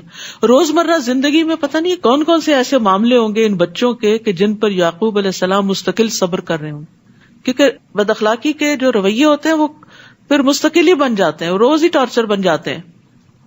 تو قرآن میں صبر جمیل بھی آیا، حجر جمیل بھی آیا. حجر جمیل ہوتا ہے ایسا چھوڑنا جس میں اظہار آسانی نہ ہو، اور صفح جمیل ایسا معاف کرنا جس میں ڈانٹ اور ناراضگی نہ ہو. تو بہرحال سختی کی انتہا کے بعد نکلنے کا راستہ بن جائے گا اب. اور یہ اللہ کا طریقہ ہے کہ جب کوئی مصیبت آخر کو پہنچتی ہے تو پھر اللہ تعالیٰ اس میں سے کوئی راستہ نکال دیتے ہیں. یعقوب علیہ السلام کے لیے آزمائش بڑی سخت ہو چکی تھی، لیکن اللہ سبحانہ وتعالیٰ نے ان کے لیے اب آسانیاں کر دی. حالات بدلتے ہیں اب. وَتَوَلَّى عَنْهُمْ، یعقوب نے ان کی طرف سے منہ پھیر لیا. ایسے لوگوں کے ساتھ ایسا ہی کرنا ہوتا ہے کہ ان کو جواب دینا اور انہیں سمجھانا بعض اوقات بے فائدہ ہوتا ہے. اور کہنے لگے ہائے یوسف یا اسفا علی یوسف، اور ان کی آنکھیں غم سے بے نور ہو گئی تھی، وہ خود غم سے بھرے ہوئے تھے. تو اس سے یہ پتہ چلتا ہے کہ مصیبت پر آنسو بہانا جائز ہے، یعنی غم دل میں اگر گھر کر جائے تو یہ ایک فطری سی بات ہے، لیکن صرف آنسو بہانے کی حد تک. جیسے اپنے بیٹے ابراہیم کی وفات پر نبی صلی اللہ علیہ وسلم آنسو بہا رہے تھے تو عبد الرحمن بن عوف نے کہا تھا آپ بھی روتے ہیں؟ آپ نے فرمایا اے ابن عوف یہ تو ایک رحمت ہے، یعنی غم دکھ کے موقع پر آنسو کا آ جانا رحمت کی علامت ہے. فرمایا آنکھ اشکبار ہے، دل غم زدہ ہے، لیکن ہم زبان سے وہی کہیں گے جس سے ہمارا مالک راضی ہو. اے ابراہیم تیری جدائی سے یقیناً ہم غمگین ہیں. تو مصیبت کے وقت غم کا ہونا تقویٰ کے خلاف نہیں، لیکن جزا فضا کرنا منع ہے، چیخنا چلانا اور رونا پیٹنا. یہ حالت دیکھ کر وہ کہنے لگے اللہ کی قسم آپ تو یوسف کو یاد کرتے ہی رہیں گے یہاں تک کہ اپنے آپ کو غم میں گھلا دیں یا ہلاک ہو جائیں. یعقوب نے جواب دیا میں تو اپنی پریشانی اور غم کی فریاد اللہ کے سوا کسی سے نہیں کرتا. انما اشکو بثی وحزنی الی اللہ واعلم من اللہ ما لا تعلمون، اور میں اللہ سے کچھ ایسی چیزیں جانتا ہوں جنہیں تم نہیں جانتے. بث فا کے ساتھ شدید غم کو کہتے ہیں، معمولی غم نہیں، بہت شدید غم. اور دوسری طرف اللہ کی مہربانی کی وجہ سے میرے اندر اچھا گمان بھی ہے اور یہ امید میری طاقت کو بڑھا دیتی، اس لیے میں مایوس نہیں ہوں. یہ جو انما اشکو بثی وحزنی ہے، حضرت عمر رضی اللہ عنہ بعض اوقات نماز میں یہ سورت پڑھتے اور ان آیات پر اتنی ہچکیاں لینے لگتے کہ تیسری چوتھی صف میں بھی پیچھے لوگ ان کی آواز سنتے تھے رونے کی. تو بندہ نماز میں کھڑے ہو کے اگر روتا ہے، کوئی غم یاد آ جاتا ہے اس کو اور اپنے رب کے سامنے فریاد کرتا ہے تو کوئی حرج نہیں، جب تک کہ زبان سے کوئی ایسی بات نہ نکلے. اے میرے بیٹو جاؤ اور یوسف اور اس کے بھائی کی تلاش کی سر توڑ کوشش کرو اور اللہ کی رحمت سے نا امید نہ ہونا، کیونکہ اللہ کی رحمت سے نا امید تو کافر لوگ ہی ہوا کرتے ہیں اور مایوسی کفر ہے. ایک آدمی نے کہا اللہ کے رسول کبیرہ گناہ کون سے ہیں؟ آپ نے فرمایا اللہ کے ساتھ شرک کرنا، اللہ کے رزق سے نا امید ہونا اور اللہ کی رحمت سے مایوس ہونا. تو کبھی بھی حالات کتنے بھی تنگ ہوں مایوس نہ ہو، آپ پازیٹو رہیں کہ ایک وقت آئے گا کہ اللہ تعالیٰ اس کو تبدیل کر دے گا. یوسف علیہ السلام نے ان سے پوچھا پتا ہے تم نے یوسف اور اس کے بھائی کے ساتھ کیا سلوک کیا تھا جبکہ تم نادان تھے؟ بینیفٹ آف ڈاؤٹ، تمہیں سمجھ نہیں تھی. جان کے دشمن سامنے کھڑے ہیں، حاسد سامنے کھڑے ہیں اور ان کے ساتھ بھی اچھی طرح بات کر رہے ہیں. تم نادان تھے اس لیے تم نے یہ کر لیا. ہم دوسرے کو یہ بینیفٹ نہیں دیتے کہ یہ نا سمجھ ہے، اس کو دین کا علم نہیں، اس کے اندر اللہ کا خوف نہیں ہے، اس کی اپنی مجبوریاں ہیں، اس لیے اگر یہ کرتا ہے تو اگنور کرو اس کو. یہ طریقہ ہمیں نہیں آتا. ہم اس وقت پوری عقل کی بات اس سے چاہتے ہیں جو نادان شخص ہوتا ہے. یاد رکھیے نادانی اور جہالت صرف یہ نہیں ہوتی کہ پڑھا لکھا نہ ہو انسان، بعض پڑھے لکھے بھی بڑے ناسمجھ ہوتے ہیں، معاملہ کرنا ان کو نہیں آتا ہوتا. تو زندگی میں ایسے رویوں کا جب سامنا کرنا پڑے، ایسی باتیں سننی پڑے تو یہی سوچا کریں کہ نہ سمجھ آئیے، اگر اس کو سمجھ ہوتی تو یہ بات منہ سے نہ نکالتا. تو اس سے انسان کے اپنے اندر پھر وہ تکلیف کا لیول نہیں بڑھتا. نبی صلی اللہ علیہ وسلم نے فرمایا سختی اکھڑ پن جس چیز میں ہوگا اسے بدنما کر دے گا، اور بے شک اللہ بہت نرم خو ہے، نرمی کو پسند کرتا ہے. تو لوگوں کے تلخ رویوں کے مقابلے میں نرمی اختیار کرنی چاہیے، اور نرمی پہ اللہ تعالیٰ اتنا عطا کرتا ہے جو سختی پر عطا نہیں کرتا۔ وہ چونک کے بولے، کیا تم ہی یوسف ہو؟ یوسف نے کہا، ہاں میں ہی یوسف ہوں، اور یہ میرا بھائی ہے بنیامین۔ اللہ نے ہم پر بہت بڑا احسان فرمایا ہے۔ قد من اللہ علینا انہ من یتق ویصبر فان اللہ لا یضیع اجر المحسنین، کیونکہ جو اس سے ڈرتا ہے اور صبر کرتا ہے، تقوی اور صبر کامیابی کی کنجیاں، تو اللہ نیکی کرنے والوں کا اجر ضائع نہیں کرتا۔ یہ ہے تقوی اور صبر کے ثمرات۔ سبحان اللہ۔ تو یوسف علیہ السلام کے اندر 3 کوالٹیز بڑی نمایاں ہیں۔ اللہ کا ڈر، جس نے انہیں ہر جگہ غلط قدم اٹھانے سے بچایا، صبر، مشکل سے مشکل حالات میں کوئی شکوہ شکایت نہیں، اللہ کی اطاعت پہ قائم رہے، اور تیسرے احسان، نیکی کے درجے پہ قائم رہے۔ یہی چیزیں ہمیں اپنی زندگی میں اختیار کر لینی چاہیے۔ وہ کہنے لگے، اللہ نے آپ کو ہم پر فضیلت بخشی ہے اور ہم ہی خطا کار تھے۔ یوسف نے کہا، آج تم پر کوئی گرفت نہیں، اللہ تمہیں معاف کر دے، وہ سب سے بڑھ کر رحم فرمانے والا ہے۔ لا تسریب، کیا مطلب ہے؟ آج کے بعد تم پہ نہ کوئی آر ہوگی نہ کوئی تانو تشنی۔ ایک ہوتا ہے معاف کر کے کہنا میں نے معاف کیا، پھر جب وہ پرانا قصہ دہرایا گیا تو پھر 2-4 سنا دی، یہ معاف کرنا نہیں ہوتا۔ لا تسریب کا مطلب یہ ہے کہ میں آج کے بعد اس بات کو دہراؤں گا بھی نہیں، مینشن بھی نہیں کروں گا کہ تم نے میرے ساتھ یہ کیا تھا، تمہارے اس جرم کا ذکر ہی نہیں کروں گا۔ لا تثریب علیکم اليوم۔ اور یہی بات تھی جو نبی صلی اللہ علیہ وسلم نے مکہ والوں سے کہی تھی جب مکہ فتح کر لیا تھا، جب آپ فاتح تھے، جب آپ انتقام لے سکتے تھے، تو آپ نے فرمایا لا تثریب علیکم اليوم۔ خطا کاروں سے درگزر کرنا انبیاء کی صفت ہے، اور اس معاملے میں بھی ہمیں ان کی پیروی کرنی چاہیے، اور درگزر کرنے سے عزت میں ہی اضافہ ہوتا ہے۔ رسول اللہ صلی اللہ علیہ وسلم نے فرمایا، فاعفوا یعزکم اللہ، درگزر کیا کرو، اللہ تمہیں عزت عطا کرے گا۔ اب یوسف علیہ السلام بھائیوں سے کہتے ہیں، یہ میری قمیص لے جاؤ اور اسے میرے والد کے چہرے پہ ڈال دینا، وہ بینا ہو جائیں گے۔ قمیص دیکھ کے ہی غم کا آغاز ہوا تھا، قمیص پہ جو جھوٹ موٹ کا خون تھا، اور قمیص ہی اس بیماری کا علاج بن گئی۔ کہتے ہیں نا زہر کو زہر مارتا ہے، بعض اوقات اسی چیز کے اندر ہی انسان کا فائدہ بھی ہوتا ہے جس سے انسان کو نقصان پہنچاتا ہے۔ یاد رکھیے کہ ہم جب کسی انسان سے کبھی کوئی تکلیف اٹھاتے ہیں تو ہم اس کی خیر سے بالکل مایوس ہو جاتے ہیں، معاف نہیں کرتے۔ نتیجہ کیا ہوتا ہے کہ اس کی خوبیاں جو ہوتی ہیں وہ بھی ہمارے لیے خرابیاں بن جاتی ہیں۔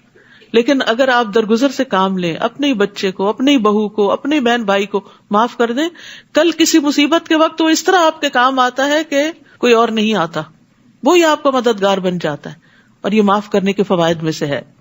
اور انہیں لے کر تم سب اہل و عیال سمیت میرے پاس آ جاؤ۔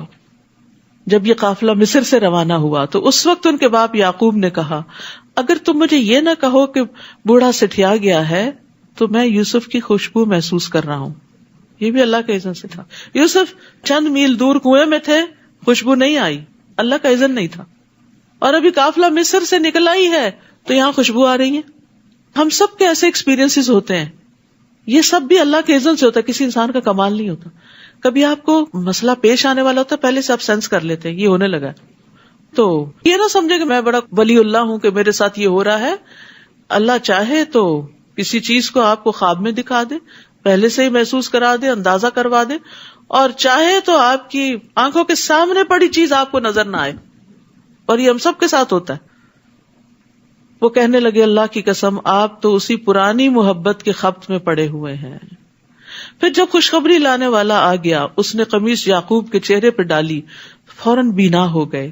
کہنے لگے، میں نے تم سے کہا نہ تھا کہ میں اللہ سے وہ کچھ جانتا ہوں جو تم نہیں جانتے۔ وہ کہنے لگے، ابا جان ہمارے لیے ہمارے گناہوں کی معافی مانگیے، واقعی ہم خطا کار تھے، وی ور رانگ۔ تو توبہ استغفار کے لیے بڑا ضروری ہوتا ہے کہ انسان کہ میری غلطی تھی، لا الہ الا انت سبحانک انی کنت من الظالمین، میں نے غلطی کی تو مجھے معاف کر دے۔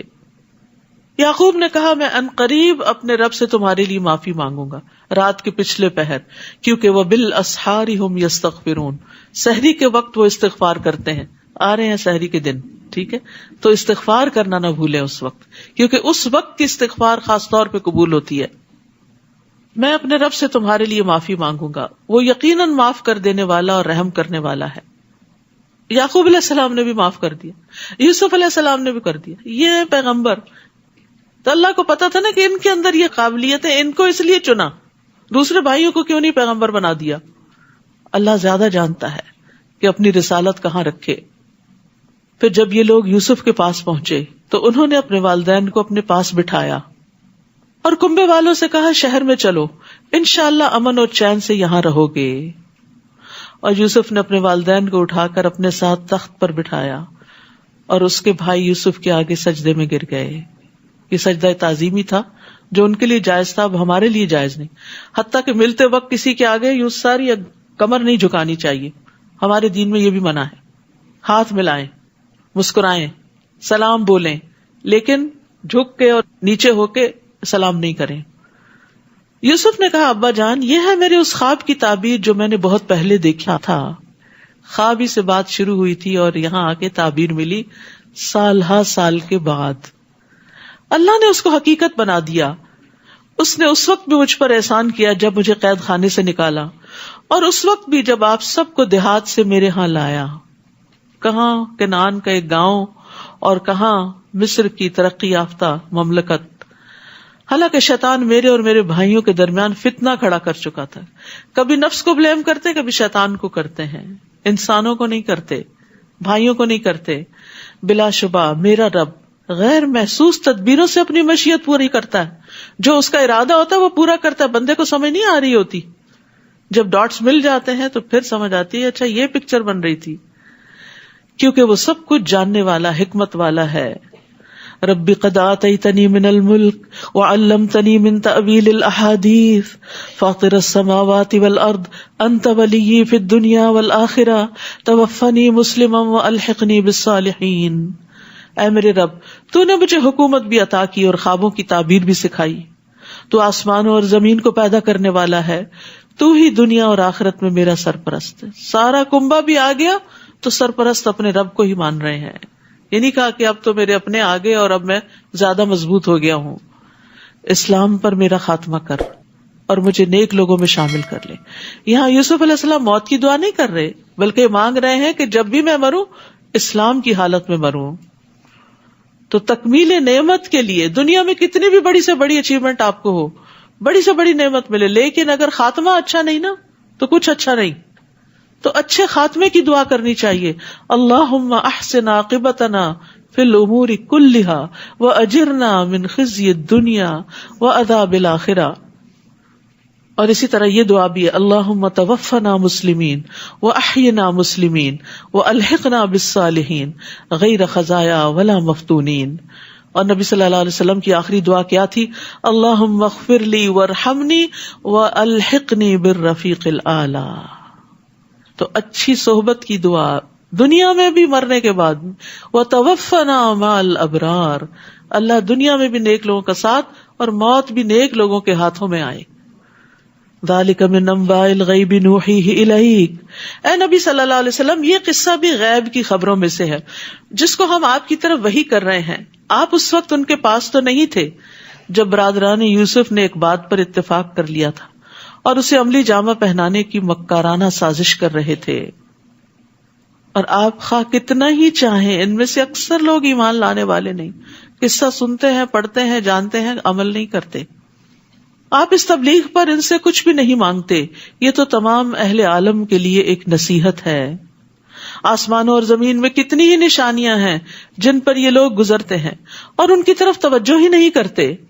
اور ان میں سے اکثر ایسے ہیں جو اللہ پر ایمان لاتے ہیں مگر ساتھ ہی ساتھ شرک بھی کرتے رہتے ہیں. تو اس لیے بڑا ضروری ہے کہ توحید کو جانیں اور چھوٹے شرک سے بھی بچیں. کیا یہ اس بات سے نڈر ہو گئے ہیں کہ اللہ کا عذاب ان پہ چھا جائے یا یکدم قیامت کی گھڑی آ جائے اور انہیں کچھ خبر نہ ہو؟ آپ ان سے کہہ دیجئے میرا راستہ یہی ہے کہ میں اللہ کی طرف بلاتا ہوں.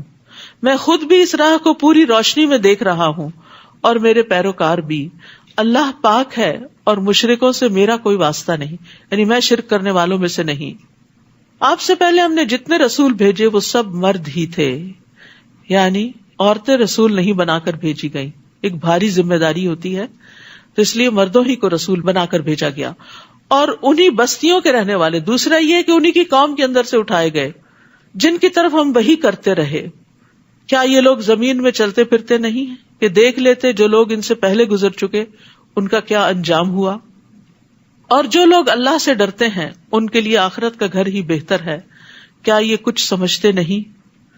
پہلے پیغمبروں کے ساتھ بھی یہی کچھ ہوتا رہا، حتیٰ کہ جب رسول مایوس ہو گئے اور لوگوں کو بھی یقین ہو گیا کہ ان سے جھوٹ بولا گیا ہے، تو پیغمبروں کے پاس ہماری مدد آ گئی. پھر ہم جسے چاہتے ہیں بچا لیتے ہیں، تاہم مجرم لوگوں سے ہمارا عذاب ٹالا نہیں جاتا. ان قصوں میں اہل عقل اور خرد کے لیے کافی سامان عبرت ہے.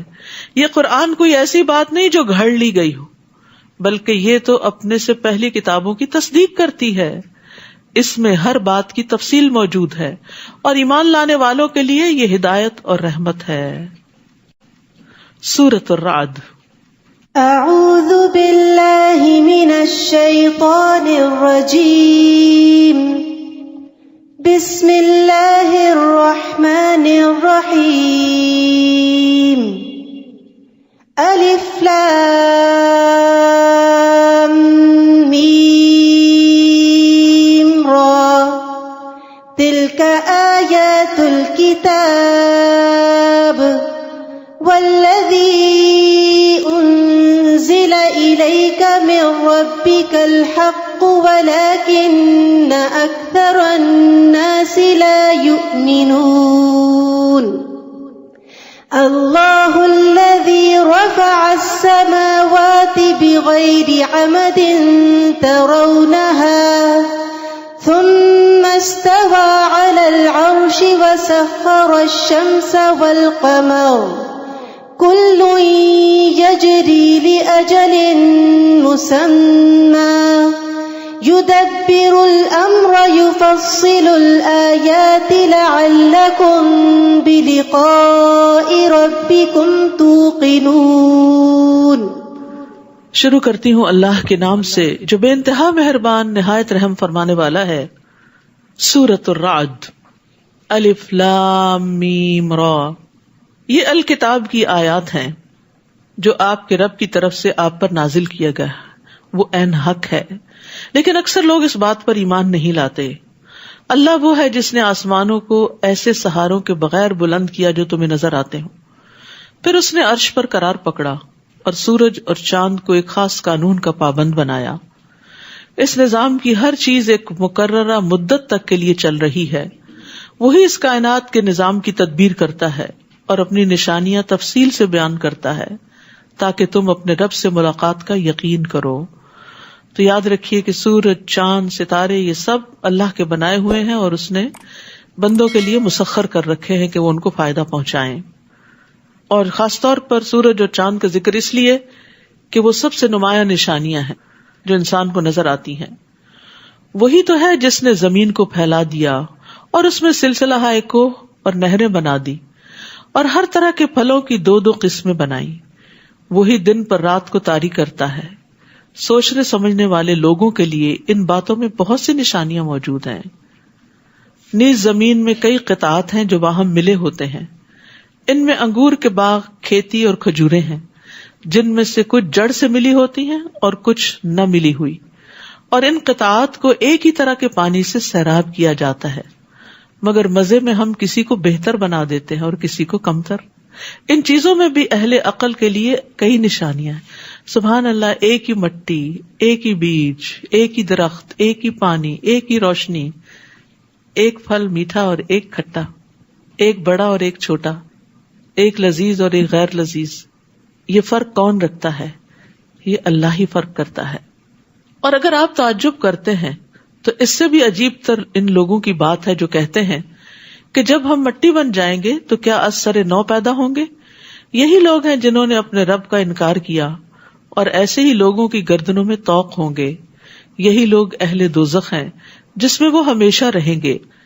یہ لوگ بھلائی سے پہلے آپ سے برائی کے لیے جلدی مچا رہے ہیں، حالانکہ ان سے پیشتر ان جیسے لوگوں پر عذاب آنے کی کئی مثالیں گزر چکی ہیں، اور آپ کا رب لوگوں کے ظلم کے باوجود انہیں معاف کر دینے والا ہے، کیونکہ اگر پکڑنے لگے تو کوئی نہ بچے. اور یہ بھی یقینی بات ہے کہ آپ کا رب سخت عذاب دینے والا ہے. تو یہاں پر امید اور خوف کا اعتدال بتایا گیا ہے. یعنی اللہ تعالیٰ لوگوں کو معاف بھی کرتا ہے, ان کی پردہ پوشی بھی کرتا ہے, حالانکہ وہ ظلم کرتے ہیں, دن رات غلطیاں کرتے ہیں. اور اس کے ساتھ ساتھ اللہ تعالیٰ نے اس بات کا بھی ذکر کر دیا کہ وہ سخت عذاب دینے والا ہے, تاکہ لوگ امید اور خوف میں اعتدال رکھیں. اور یہ بھی کہ خوف کے مقابلے میں امید غالب ہونی چاہیے. بعض لوگ ہوتے ہیں وہ اپنے گناہوں پہ اتنے پریشان رہتے ہیں کہ ان کی امید ہی ختم ہو جاتی ہے. یہ بھی نہیں ہونا چاہیے. انس رضی اللہ عنہ سے روایت ہے کہ نبی صلی اللہ علیہ وسلم ایک نوجوان کے پاس گئے, وہ نزع کی حالت میں تھا. آپ نے فرمایا تم خود کو کیسا پا رہے ہو؟ بولا یا رسول اللہ میں اللہ سے مغفرت کی امید رکھتا ہوں لیکن اپنے گناہوں سے ڈرتا بھی ہوں. اس پر رسول اللہ صلی اللہ علیہ وسلم نے فرمایا جس بندے کے دل میں ایسے موقع پر خوف اور امید دونوں جمع ہو جائیں تو اللہ اس کو وہ چیز دیتا ہے جس کی وہ امید رکھتا ہے اور اس سے بچا لیتا ہے جس سے وہ ڈرتا ہے. تو یاد رکھیے امید کو غالب رہنا چاہیے, اللہ سے حسن ظن رکھنا چاہیے, اچھے خیالات زیادہ رکھنے چاہیے بجائے اس کے کہ انسان ہر وقت صرف پریشان ہی رہے. کافر لوگ یہ کہتے ہیں کہ اس نبی پر اس کے رب کی طرف سے کوئی معجزہ کیوں نہیں اتارا گیا؟ اے نبی آپ اس فکر میں نہ پڑیں, آپ تو صرف ایک ڈرانے والے ہیں اور ہر قوم کے لیے ایک رہنما ہوا ہے. اللہ یعلم ما تحمل کل انثى وما تغیض الارحام وما تزداد وکل شیء عنده بمقدار. اللہ تو وہ ہے کہ ہر ایک مادہ جو کچھ اپنے پیٹ میں اٹھائے ہوئے ہے اسے جانتا ہے, اور جو کچھ ان کے پیٹوں میں کمی بیشی ہوتی رہتی ہے وہ اسے بھی جانتا ہے, اور اس کے ہاں ہر چیز کی ایک مقدار مقرر ہے. اس صورت کے اندر ایک خاص چیز آپ دیکھیں گے کہ دو مختلف چیزوں کا کثرت سے ذکر کیا گیا ہے. جیسے خوف اور امید کا ذکر کیا گیا, چاند اور سورج کا ذکر کیا گیا, یہاں پر مادہ کے پیٹ میں جو کچھ ہوتا ہے اور جو نہیں ہوتا اس کا ذکر کیا گیا. عالم الغیب والشہادہ, غیب اور حاضر کا ذکر کیا گیا. الکبیر المتعال, وہ چھپی اور ظاہر ہر طرح کی باتوں کو جاننے والا ہے, سب سے بڑا عالی شان والا ہے. پھر آپ دیکھیے تم میں سے اگر کوئی اپنی بات کو مخفی طور پر کہے یا پکار کے کہے, مخفی اور ظاہر, وہ اس کے لیے برابر ہے. اسی طرح اگر کوئی رات کی تاریکی میں چھپا ہو یا دن کی روشنی میں چل رہا ہو اس کے لیے برابر ہے. پھر تضاد, دو چیزوں کا کمپیریزن. ہر شخص کے آگے اور پیچھے پھر دو چیزیں آ گئی. اللہ کے مقرر کردہ نگران ہوتے ہیں جو اللہ کے حکم سے اس کی حفاظت کرتے ہیں. اللہ تعالیٰ کسی قوم کی اچھی حالت کو اس وقت تک نہیں بدلتا جب تک وہ اپنے اوصاف خود نہ بدل دے, یعنی گناہ کر کے. اور جب اللہ تعالیٰ کسی قوم پر مصیبت ڈالنے کا ارادہ کر لے تو پھر کوئی اسے ٹال نہیں سکتا, نہ ہی اس کے مقابلے میں کوئی اس کا مددگار ہو سکتا ہے. تو یہاں ایک بڑی خوبصورت بات بتائی گئی ہے ہمیں کہ ہر شخص کے آگے اور پیچھے اللہ کے مقرر کردہ نگران ہوتے ہیں جو اللہ کے حکم سے اس کی حفاظت کرتے ہیں. سبحان اللہ, ہمیں پتہ بھی نہیں اور ہماری لا علمی کے باوجود ہماری حفاظت ہو رہی ہے جنات سے, ضرر رساں انسانوں اور کیڑوں مکوڑوں سے. مجاہد کہتے ہیں کہ ہر انسان پر ایک فرشتہ مقرر ہے جو نیند کی حالت میں اور جاگتے ہوئے اس کی جنات, انسانوں اور کیڑوں مکوڑوں سے حفاظت کرتا ہے, سوائے اس چیز کے جس کی اللہ نے اجازت دی ہو تو وہ اس شخص کو پہنچ کے رہتی, وہ مصیبت آ جاتی.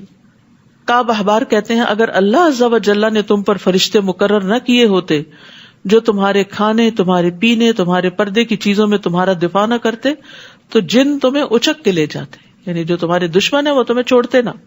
اسی طرح اعمال ریکارڈ کرنے والے فرشتے بھی موجود ہیں اور وہ انسان کے اچھے برے سارے اعمال لکھ رہے ہیں, جمع کر رہے ہیں, ریکارڈ کر رہے ہیں.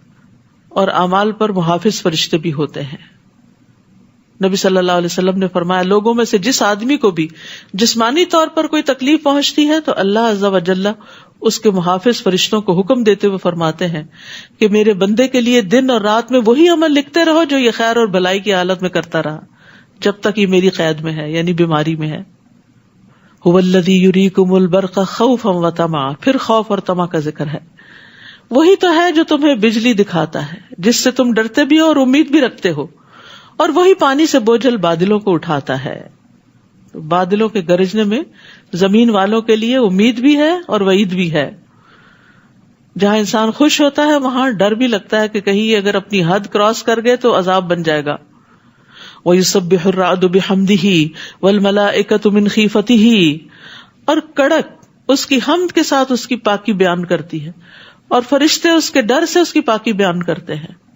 اور رعد ایک فرشتے کا نام بھی ہے جو بادلوں کو چلاتا ہے. تو یہاں رعد اور ملائکہ پھر دو چیزوں کا ذکر ہے. وہی گرنے والی بجلیاں بھیجتا ہے جو اس پر ہی گرتی ہیں جس پر وہ چاہتا ہے. درحالے کہ وہ اللہ کے بارے میں جھگڑا کر رہے ہوتے ہیں، فی الواقع اس کی تدبیر بڑی زبردست ہے. لہو دعوت الحق والذین یدعون من دونہ لا یستجیبون لهم بشیء الا کباسط کفیہ الی الماء لیبلغ فاہ وما هو ببالغہ وما دعاء الکافرین الا فی ضلال. اسی کو پکارنا برحق ہے، اور جو لوگ اس کے علاوہ دوسروں کو پکارتے ہیں وہ انہیں کچھ بھی جواب نہیں دے سکتے. انہیں پکارنا تو ایسا ہے جیسے کوئی شخص پانی کی طرف اپنا ہاتھ اس لیے پھیلائے کہ پانی اس کے منہ تک پہنچ جائے، حالانکہ پانی کبھی اس کے منہ تک نہیں پہنچ سکتا. کافروں کی پکار بھی ایسی ہی گمراہ ہو جاتی ہے. یاد رکھیے کہ جب انسان اللہ کے علاوہ کسی اور بت، درخت، پتھر، پہاڑ، ستارے کو پکارتا ہے کہ میری مدد کرو، تو وہ تو سنتے ہی نہیں اور مدد بھی نہیں کرتے. یعنی غیر اللہ کے آگے ہاتھ پھیلانا ایسے ہی ہے جیسے پانی کے آگے ہاتھ پھیلا کے انسان پانی کو حکم دے کہ آؤ، تو وہ نہیں آتا. وَلِلَّهِ يَسْجُدُ مَن فِي السَّمَاوَاتِ وَالْأَرْضِ طَوْعًا وَكَرْهًا وَظِلَالُهُم بِالْغُدُوِّ وَالْآصَالِ.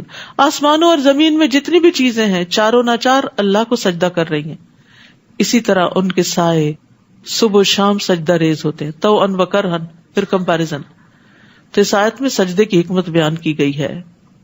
آپ ان سے پوچھئے آسمانوں اور زمین کا رب کون ہے؟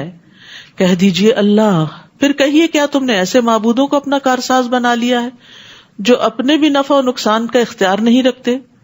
پھر پوچھئے کیا بینا اور نابینا برابر ہو سکتے ہیں؟ پھر کمپیریزن. کیا اندھیرے اور روشنی برابر ہو سکتے ہیں؟ پھر دو چیزیں.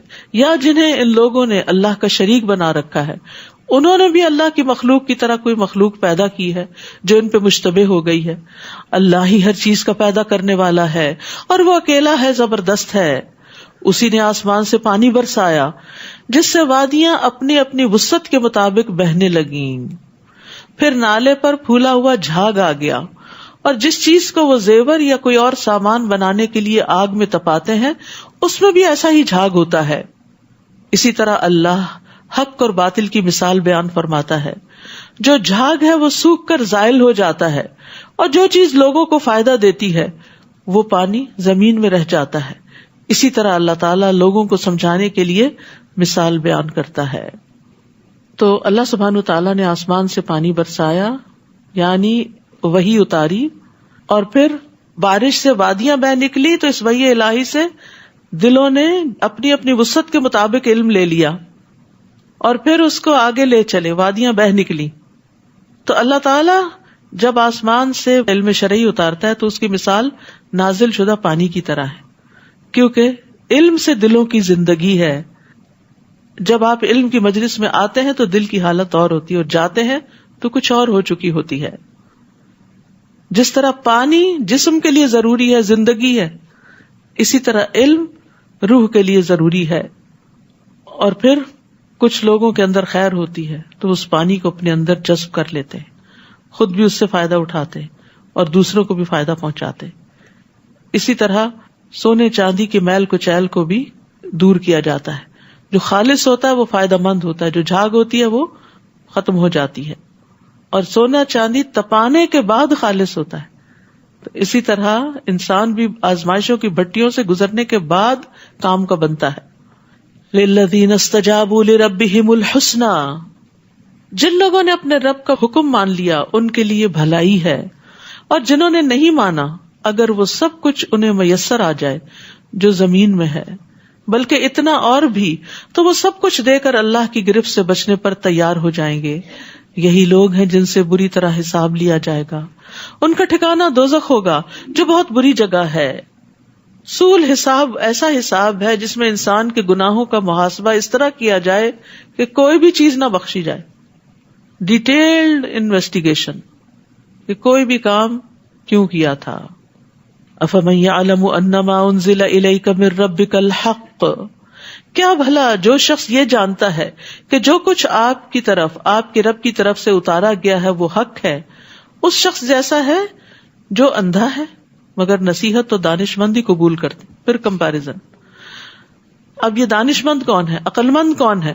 الذین یوفون بعہد اللہ ولا ینقضون المیثاق, جو اللہ سے کیا ہوا عہد پورا کرتے ہیں, عہد الست یا اس کے بعد لا الہ الا اللہ کا پڑھنا, اور مضبوط کیے ہوئے عہد کو توڑ نہیں ڈالتے, اور جن رشتوں کو اللہ نے ملانے کا حکم دیا ہے انہیں ملاتے ہیں, اپنے رب سے ڈرتے ہیں اور بری طرح حساب لیے جانے سے خوف کھاتے ہیں.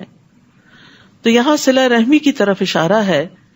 ابن عمر کہتے ہیں جو اپنے رب کا تقوی اختیار کرے اور صلہ رحمی کرے اس کی موت میں تاخیر کر دی جاتی ہے, اس کے مال میں اضافہ کر دیا جاتا ہے, اور اس کے گھر والے اس سے محبت کرنے لگتے ہیں.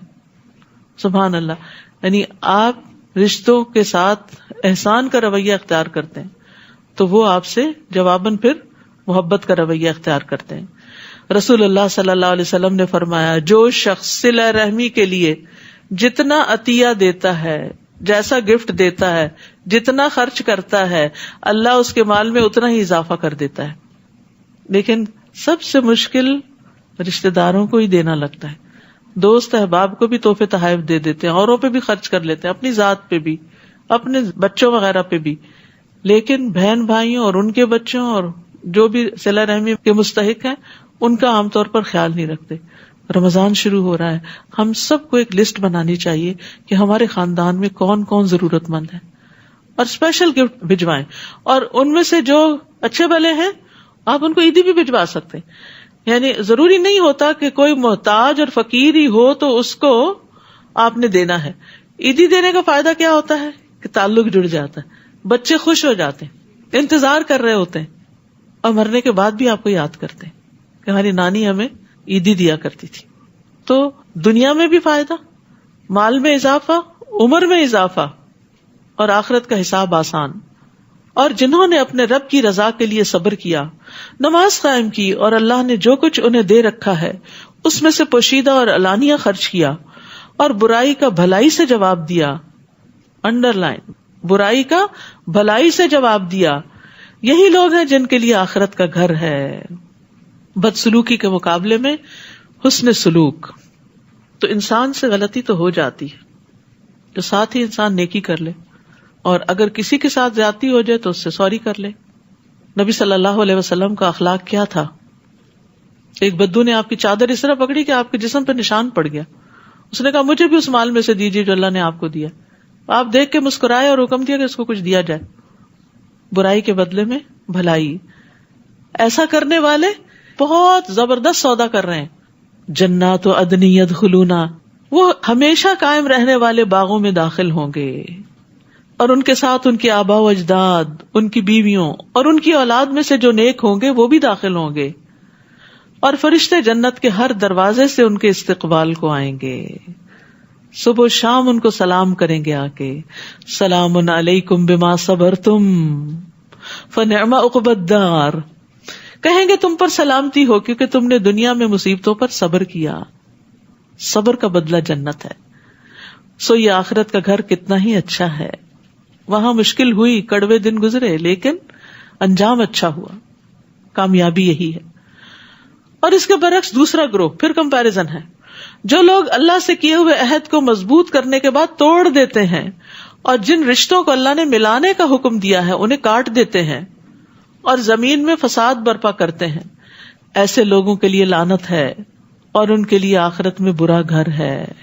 استغفر اللہ. نہ اللہ کا حق دیتے ہیں نہ بندوں کا دیتے ہیں. دنیا میں بھی عذاب میں ہے, اور آخرت کا عذاب بھی منتظر ہے. اللہ جس کے لیے چاہتا ہے رزق کشادہ کر دیتا ہے, اور جس کے لیے چاہتا ہے کم کر دیتا ہے. اور یہ لوگ دنیا کی زندگی پر ہی ریجھ گئے ہیں, بس اسی کی فکر ہے. حالانکہ آخرت کے مقابلے میں دنیا کی زندگی ایک حقیر سا فائدہ ہے, سمندر کے مقابلے میں قطرہ بھی نہیں. اور وہ لوگ جنہوں نے کفر کیا وہ کہتے ہیں اس نبی پر اس کے رب کی طرف سے کوئی نشانی کیوں نہ اتاری گئی. آپ انہیں کہیے کہ اللہ نشانیاں دکھلانے کے بعد بھی جسے چاہے گمراہ ہی رہنے دیتا ہے, اور اپنی راہ صرف اسے دکھاتا ہے جو اس کی طرف رجوع کرے. یعنی وہ لوگ جو ایمان لاتے ہیں اور ان کے دل اللہ کے ذکر سے مطمئن ہو جاتے ہیں, یاد رکھو دل اللہ کے ذکر سے ہی مطمئن ہوتے ہیں. تجربہ کر کے دیکھ لیجیے, جب دل گھبرا رہا ہو تلاوت شروع کر دیجیے, کرتے رہیے جب تک کہ چین نہ آ جائے, اٹھیں اور آپ ہلکے نہ ہو جائیں. تو ایمان والوں کے دل اللہ کے ذکر سے یقیناً اطمینان پاتے ہیں. ہاں اگر ایمان کی کمی ہو, اللہ سے بدگمانی ہو تو پھر اور بات ہے. تو یہاں اللہ کے ذکر پر ثابت قدمی کی طرف توجہ دلائی گئی ہے. اور اگر ذکر سے دل مطمئن نہ ہو تو اپنے ایمان کا جائزہ لینا چاہیے. جیسے قالت الاعراب آمنا قل لم تؤمنوا ولکن قولوا اسلمنا ولما يدخل الایمان فی قلوبکم. دیہاتی کہتے ہیں ہم ایمان لائے, کہہ دیجئے تم ایمان نہیں لائے, یہ کہو ہم مسلمان ہو گئے. ہم بھی پیدائشی مسلمان ہیں, شعوری ایمان تمہارے اندر کم ہی داخل ہوتا ہے. اگر وہ ہو تو ذکر لازماً فائدہ دے, اور ابھی تمہارے دلوں میں ایمان داخل نہیں ہوا. جب ایمان ہی داخل نہیں ہو تو اطمینان کہاں سے داخل ہو. اور یاد رکھیے راحت پانے کا سب سے بڑا ذریعہ قرآن ہے. یہ ایمان کی مشل ہے, اطمینان کا راستہ ہے. اور ذکر کرنے والے اور نہ کرنے والے کی مثال زندہ اور مردہ کسی ہے. کون ہے یہ ذکر کرنے والے؟ الذین آمنوا وعملوا الصالحات. صرف ذکر ہی نہیں کرتے, نیک عمل بھی کرتے ہیں. جو لوگ ایمان لائے اور انہوں نے نیک عمل کیے ان کے لیے خوشحالی بھی ہے اور عمدہ ٹھکانہ بھی. اسی طرح ہم نے آپ کو ایسی امت میں بھیجا ہے جس سے پہلے کئی امتیں گزر چکی ہیں, تاکہ آپ انہیں وہ کچھ پڑھ کر سنائیں جو ہم نے آپ کی طرف وحی کی ہے, لیکن وہ رحمان کا انکار کر رہے ہیں. ان سے کہیے کہ میرا رب تو وہی ہے جس کے سوا کوئی الہ نہیں, میں نے اسی پر بھروسہ کیا اور اسی کے ہاں مجھے واپس جانا ہے. اور اگر قرآن ایسا ہوتا کہ اس کے زور سے پہاڑ چلائے جا سکتے یا زمین کے طویل فاصلے فوراً طے کیے جا سکتے یا اس کے ذریعے مردوں سے کلام کیا جا سکتا تو بھی یہ کافر ایمان نہ لاتے. یعنی ایسے کرشمے بھی دکھائے جاتے تو نہ مانتے, بلکہ ایسے سب امور اللہ ہی کے اختیار میں ہے. کیا اہل ایمان ابھی تک کافروں کی مطلوبہ نشانی آنے سے مایوس نہیں ہوئے؟ کیونکہ اگر اللہ چاہتا تو نشانی کے بغیر بھی تمام لوگوں کو ہدایت دے سکتا تھا, اور کافروں کو تو ان کی کرتوتوں کی وجہ سے کوئی نہ کوئی مصیبت پہنچتی ہی رہے گی یا ان کے گھر کے قریب اترتی رہے گی, حتیٰ کہ اللہ کا وعدہ یعنی عذاب آ جائے. یقیناً اللہ اپنے وعدے کی خلاف ورزی نہیں کرتا. آپ سے پہلے بھی رسولوں کا مذاق اڑایا جا چکا ہے. میں نے پہلے تو کافروں کو کچھ مہلت دی, پھر آخر کار انہیں پکڑ لیا. تو دیکھ لو میرا عذاب کیسا سخت تھا. بھلا وہ ذات جو ہر نفس کی کمائی پہ نظر رکھتی ہے انہیں بغیر سزا کے چھوڑ دے گی, جبکہ انہوں نے اللہ کے شریک بنا رکھے ہیں. آپ ان سے کہیے ان شریکوں کے نام تو لو. تم اللہ کو ایسی چیز کی خبر دیتے ہو جو زمین میں موجود تو ہے مگر وہ اسے نہیں جانتا, یا جو کچھ منہ میں آئے کہہ ڈالتے ہو. بلکہ کافروں کے لیے ان کے مکر خوشنما بنا دیے گئے ہیں اور وہ راہ راست سے روک دیے گئے ہیں, اور جسے اللہ گمراہ کرے اسے کوئی ہدایت دینے والا نہیں. یعنی یہ دراصل ان کی چال ہے, مکر ہے کہ انہوں نے غیر اللہ کو الہ بنا رکھا ہے. ان کے لیے دنیا کی زندگی میں بھی سزا ہے اور آخرت کا عذاب تو اس سے سختر ہوگا, اور اللہ سے انہیں کوئی بچانے والا بھی نہ ہوگا. جس جنت کا پرہیزگاروں سے وعدہ کیا گیا ہے اس کی شان یہ ہے کہ اس میں نہریں جاری ہیں, اس کے پھل اور اس کا سایہ دائمی ہے. یہ تو انجام ہے ان لوگوں کا جو ڈرتے رہے, اور جو کافر ہیں ان کا انجام دوزخ ہے. اور جن لوگوں کو ہم نے اس سے پہلے کتاب دی تھی وہ اس کتاب سے خوش ہوتے ہیں, یعنی پچھلی کتابوں والے قرآن سے خوش ہوتے ہیں جو آپ کی طرف نازل کی گئی.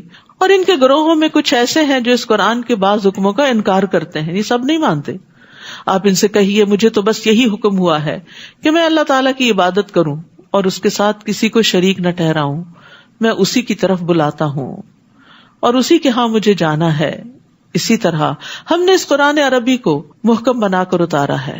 اب اگر اس علم کے بعد جو آپ کے پاس آ چکا ہے آپ نے ان لوگوں کی خواہشات کی پیروی کی تو اللہ کے مقابلے میں آپ کا نہ کوئی حمایتی ہوگا اور نہ ہی اس کی گرفت سے بچانے والا کوئی.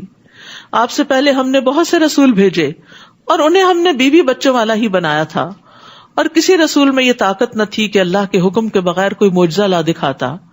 ہر دور کے لیے ایک کتاب ہے, اللہ جو چاہے اس سے مٹا دیتا ہے اور جو چاہے برقرار رکھتا ہے, اور اصل کتاب اسی کے پاس ہے. تو اس سے پتہ چلتا ہے کہ تقدیر اللہ کے ہاتھ میں ہے. لوح محفوظ میں کچھ لکھا جائے, مٹا دیا جائے, تقدیر بنے بگڑے, وہ سب اللہ کے فیصلوں سے ہی ہوتا ہے.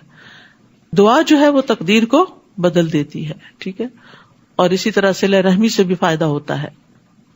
اے نبی جس عذاب کی ہم ان کافروں کو دھمکی دے رہے ہیں اس کا کچھ حصہ خواہ آپ کے جیتے جی آپ کو دکھا دیں یا آپ کے وفات پا جانے کے بعد انہیں عذاب دیں، آپ کے ذمہ تو پہنچانا ہی ہے اور حساب لینا ہمارا کام ہے۔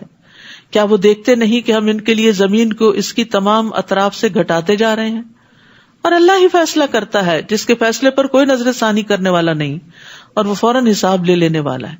زمین کا گھٹانا دو طرح سے، یہ بات تو اب سائنٹیفکلی بھی پروو ہو چکی ہے کہ زمین سکڑ رہی ہے، کم ہو رہی، اور یہاں پر زمین کا سکڑنا اس معنی میں بھی ہے کہ زیادہ لوگ مسلمان ہو رہے ہیں اور اہل کفر کے لیے زمین تنگ ہوتی جا رہی ہے۔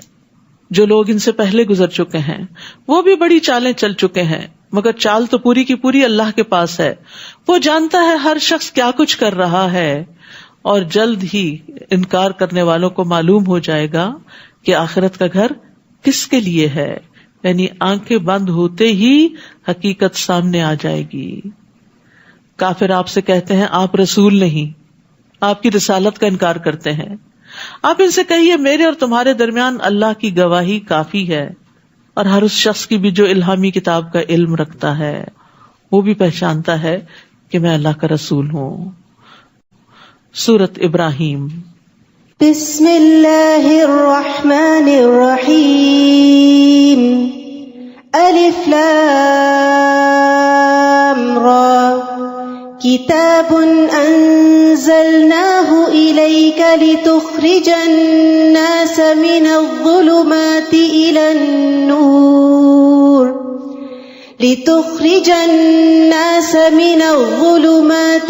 النور بإذن ربهم إلى صراط العزيز الحميد۔ شروع کرتی ہوں اللہ کے نام سے جو بے انتہا مہربان نہایت رحم فرمانے والا ہے۔ الف لام را کتاب انزلناہ الیک لتخرج الناس من الظلمات الى النور بإذن ربهم الى صراط العزیز الحمید۔ الف لام را، یہ کتاب ہم نے آپ کی طرف اس لیے اتاری ہے کہ آپ لوگوں کو اندھیروں سے نکال کر روشنی کی طرف لائیں۔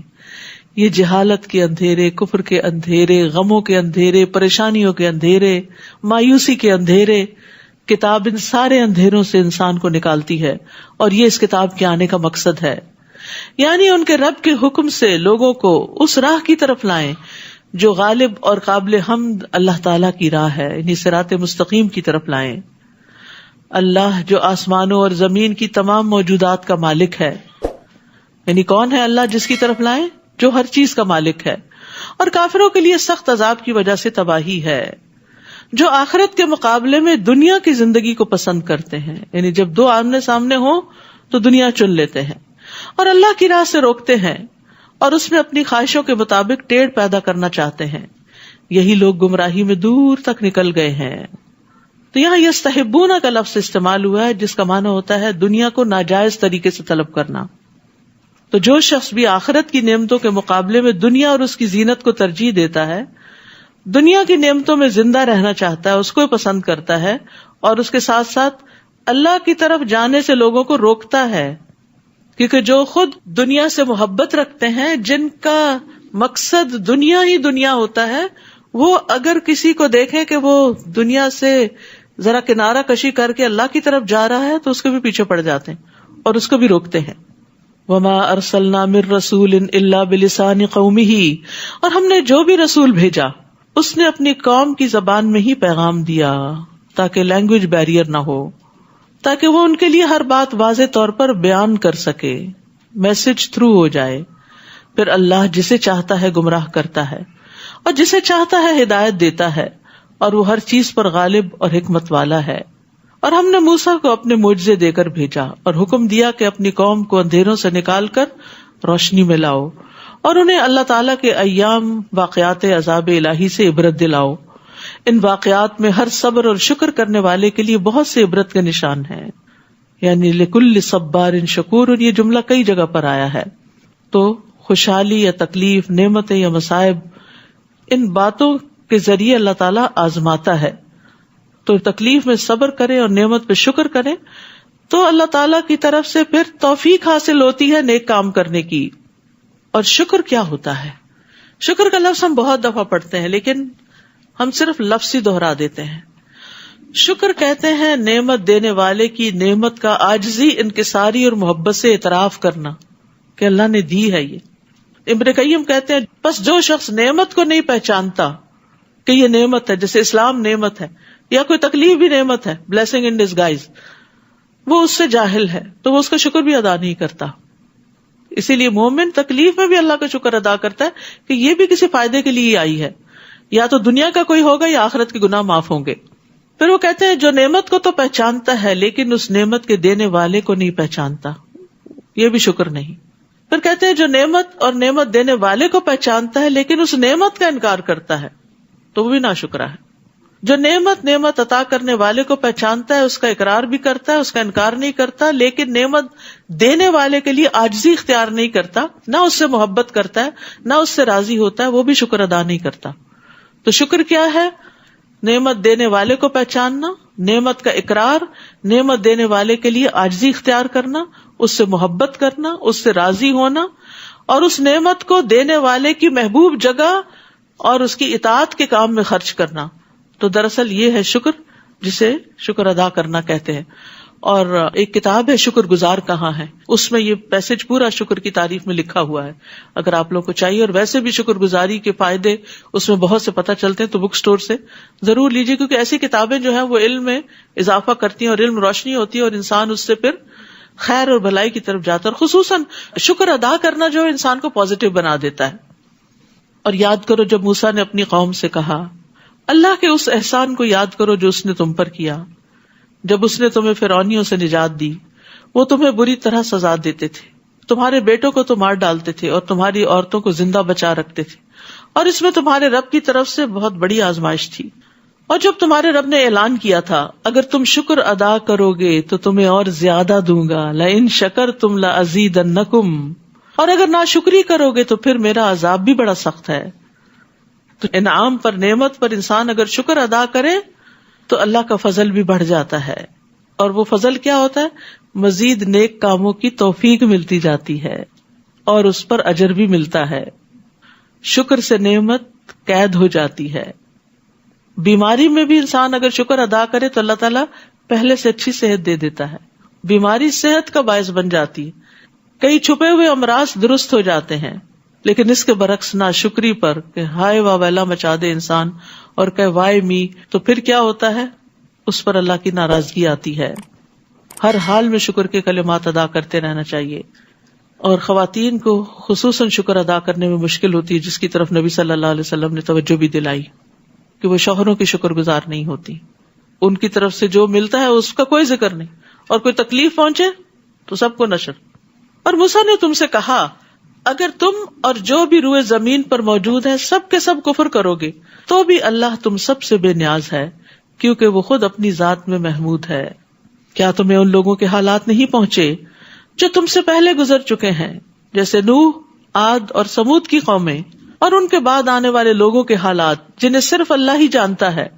ان کے پاس ان کے رسول واضح دلائل لے کر آئے تو انہوں نے اپنے ہاتھ اپنے منہ میں دے لیے اور کہنے لگے جو پیغام تم لائے ہو ہم اس کا انکار کرتے ہیں، اور جس بات کی طرف تم ہمیں بلاتے ہو اس سے ہم ایسے شک میں پڑ گئے جو ہمیں بے چین کر رہا ہے. رسولوں نے انہیں کہا کیا اس اللہ کے بارے میں شک ہے جو آسمانوں اور زمین کا پیدا کرنے والا ہے؟ وہ تمہیں بلاتا ہے کہ تمہارے گناہ معاف کر دے اور ایک معین عرصے تک تمہیں مہلت بھی دیتا ہے. وہ کہنے لگے تم تو ہمارے ہی جیسے انسان ہو، تم چاہتے یہ ہو کہ ہمیں ان معبودوں سے روک دو جنہیں ہمارے باپ دادا پوجتے تھے، ہمارے پاس کوئی واضح معجزہ تو لاؤ. یعنی الٹا پیغمبروں کی نیت پہ شک کیا، ان کے بات کو ٹویسٹ کیا اور کچھ سے کچھ بنا دیا. پیغمبر کس چیز کی طرف بلا رہے تھے اور وہ اس کو کس طرح انٹرپریٹ کر رہے تھے. اور جو بھی اللہ کی طرف بلاتا ہے ضروری نہیں کہ لوگ اس کی بات سمجھ جائیں، بعض اوقات وہ اس کو غلط معنی دیتے ہیں اور خوب تنقید کرتے ہیں، حالانکہ آپ نے وہ بات کہی نہیں ہوتی. ایسے میں یہ چیز بڑی تسلی دیتی ہے کہ اللہ تو جانتا ہے ہم کیا کر رہے ہیں. مثلاً قرآن مجید میں اللہ تعالیٰ ہی صبر کا حکم دے رہے ہیں نا. کتنی دفعہ صبر کا ذکر ہوا، کتنی دفعہ شکر کا ذکر ہوا. تو اگر کوئی شخص آپ کو یہ کہے کہ آپ روز یہی قصہ سناتی ہیں کہ صبر کرو شکر کرو صبر کرو شکر، تو یہ کس نے کہا ہے؟ میں اپنے پاس سے تو نہیں گھڑ کے کہہ رہی کہ یہ کرو. یہ تو جس نے ہمیں پیدا کیا ہے وہی پیغام دے رہا ہے، اور اگر ہم یہ کریں گے تو ان فائدوں کو بھی پہنچیں گے، اور اگر ہم صبر و شکر نہیں کرتے تو مزریبل لائف گزارتے ہیں، ہر وقت کڑواہٹ بڑی رہتی ہے ہمارے منہ میں، جب بات نکلتی ہے منہ سے کڑوی نکلتی، ظاہر جیسا منہ ہوگا ویسی بات نکلے گی نا، جیسا دل ہوگا ویسے ہی خیالات ہوں گے آپ کے دوسروں کے بارے میں، پھر آپ کو دوسروں کی بات بھی سمجھ نہیں آتی، ان کی خیر خواہی بھی نہیں آپ کو نظر آتی کہ وہ آپ کے لیے اچھا چاہتے ہیں. تو ایک بدگمانی 100 بیماریوں کو جنم دیتی ہے. رسولوں نے انہیں کہا ٹھیک ہے ہم تمہارے ہی جیسے انسان ہیں، مگر اللہ اپنے بندوں میں سے جس پر چاہتا ہے انسان فرما دیتا ہے، اور یہ ہماری طاقت نہیں کہ اللہ کے حکم کے بغیر کوئی معجزہ لا سکیں، اور ایمان لانے والوں کو اللہ ہی پر بھروسہ کرنا چاہیے. اور ہم اللہ پر کیوں نہ بھروسہ کریں جبکہ اس نے ہمیں ہماری سب راہیں دکھا دی ہیں، اور جو دکھ تم ہمیں دے رہے ہو اس پر ہم صبر کریں گے، اور بھروسہ کرنے والوں کو اللہ ہی پر بھروسہ کرنا چاہیے. آخر کافروں نے اپنے رسول سے کہہ دیا کہ ہم تمہیں اپنے ملک سے نکال دیں گے یا تمہیں واپس ہمارے دین میں آنا ہوگا. تب ان کے رب نے ان کی طرف وحی کی کہ ہم ان ظالموں کو یقیناً ہلاک کر دیں گے، اور ان کے بعد تمہیں اس ملک میں آباد کریں گے. یہ انعام اس شخص کے لیے ہے جو میرے سامنے جواب دہی کے لیے کھڑا ہونے سے اور میری وعید سے ڈرتا ہو. تو اللہ کے غضب اور اس کی وعید سے ڈرنا ایمان کی علامت ہے. رب کی نافرمانی سے ڈرنا یہ بھی ایمان کی علامت ہے. جب ہم کوئی غلط کام کر لیتے تو ہمیں ڈر لگنا چاہیے کہ ہماری پکڑ نہ ہو. بعض اوقات انسان گناہ کی وجہ سے اپنے رزق سے محروم کر دیا جاتا، اور وہ رزق صرف مال و دولت نہیں ہوتا، کسی نیک کام کی توفیق اور اس کو اچھی طرح کرنے کی توفیق بھی ہو سکتی ہے. اور رب سے ڈرنے والے کے لیے جنت کا وعدہ ہے. وَلِمَنْ خَافَ مَقَامَ رَبِّهِ جَنَّتَانِ، کیونکہ یہ خوف انسان کو بری بات زبان سے نکالنے سے روکتا ہے، بیڈ بیہیویئر سے روکتا ہے، مخلص انسان بناتا ہے، اچھی عبادات کرواتا ہے کہ وہ سمجھتے میں اپنے رب کے سامنے کھڑا ہوں. وَاسْتَفْتَحُوا وَخَابَ كُلُّ جَبَّارٍ عَنِيدٍ، رسولوں نے فتح کی دعا مانگی تھی اور اس کے نتیجے میں ہر جابر دشمن نامراد ہو گیا. مِن وَرَائِهِ جَهَنَّمُ وَيُسْقَى مِن مَّاءٍ صَدِيدٍ، اس کے بعد اس کے لیے جہنم ہوگی اور پینے کو اسے پیپ کا پانی دیا جائے گا، استغفر اللہ، جسے وہ گھونٹ گھونٹ پیے گا اور اسے بمشکل ہی حلق سے اتار سکے گا. موت اسے ہر طرف سے آئے گی مگر وہ مرے گا نہیں، اور اس سے آگے اور سخت عذاب ہوگا. ابراہیم تیمی کہتے ہیں کہ کافر کو موت اس کے جسم کی ہر جگہ سے آئے گی، حتیٰ کہ اس کے بالوں کے کناروں سے بھی. اس کے جسم کی ہر جگہ میں پائی جانے والی دردوں اور تکلیفوں کی وجہ سے ہر طرف سے موت اس کو گھیرے ہوئے ہوگی. ضحاک کہتے ہیں اس کے پاس موت ہر جانب اور ہر جگہ سے آتی، یہاں تک کہ اس کے پاؤں کے انگوٹھوں سے بھی، یعنی ہر طرف سے نزع اور سکرات میں پکڑا ہوا ہوگا. جن لوگوں نے اپنے رب سے کفر کیا ان کے اعمال کی مثال اس راکھ کی سی ہے جسے آندھی کے دن تیز ہوا نے اڑا دیا ہو. یہ لوگ اپنے کیے کرائے میں سے کچھ بھی نہ پا سکیں گے، یہی پرلے درجے کی گمگشتگی ہے. کیا تم دیکھتے نہیں کہ اللہ تعالیٰ نے آسمانوں اور زمین کو حق کے ساتھ پیدا کیا ہے؟ اگر وہ چاہے تو تمہیں لے جائے اور تمہاری جگہ نئی مخلوق لے آئے، اور یہ بات اللہ تعالیٰ کے لیے کچھ دشوار نہیں. اور جب یہ لوگ اللہ کے سامنے حاضر ہوں گے تو کمزور لوگ ان لوگوں سے جو دنیا میں بڑے بنے ہوئے تھے کہیں گے ہم تو تمہارے ہی پیچھے لگے ہوئے تھے، بتاؤ آج آپ اللہ کے عذاب سے بچانے کے لیے ہمارے کچھ کام آ سکتے ہو؟ وہ کہیں گے اگر اللہ ہمیں ہدایت دیتا تو ہم بھی تمہیں دیتے، ہمارے لیے یکساں ہے کہ ہم بے صبری کریں یا صبر کریں، بہرحال ہمارے لیے نجات کی کوئی جگہ نہیں. تو ہدایت کی رغبت دنیا میں ہی ہو جانی چاہیے، آخرت میں کچھ فائدہ نہ ہوگا. اب یہاں سے خطبہ شیطان شروع ہوتا ہے، اس کو خطبہ شیطان کہتے ہیں، کہ جب سارے انسانوں کا فیصلہ ہو چکے گا، جنت والے جنت میں چلے جائیں گے، جہنم والے جہنم میں، تو شیطان ایک خطبہ دے گا. کیا کہے گا؟ وقال الشیطان لما قضی الامر ان اللہ وعدکم وعد الحق ووعدتکم فاخلفتکم. اور جب تمام امور کا فیصلہ چکا دیا جائے گا تو شیطان کہے گا اللہ نے تم سے جو وعدہ کیا تھا وہ سچا تھا، اور میں نے بھی تم سے ایک وعدہ کیا تھا جس کی میں نے تم سے خلاف ورزی کی، اور میرا تم پر کچھ زور نہ تھا، بجز اس کے کہ میں نے تمہیں اپنی طرف بلایا تو تم نے میری بات مان لی. لہٰذا آج مجھے ملامت نہ کرو بلکہ اپنے آپ ہی کو کرو. آج نہ میں تمہاری فریاد رسی کر سکتا ہوں اور نہ تم میری کر سکتے ہو. اس سے پہلے جو تم نے مجھے اللہ کا شریک بنایا میں اس کا انکار کرتا ہوں، ایسے ظالموں کے لیے یقیناً دردناک عذاب ہے.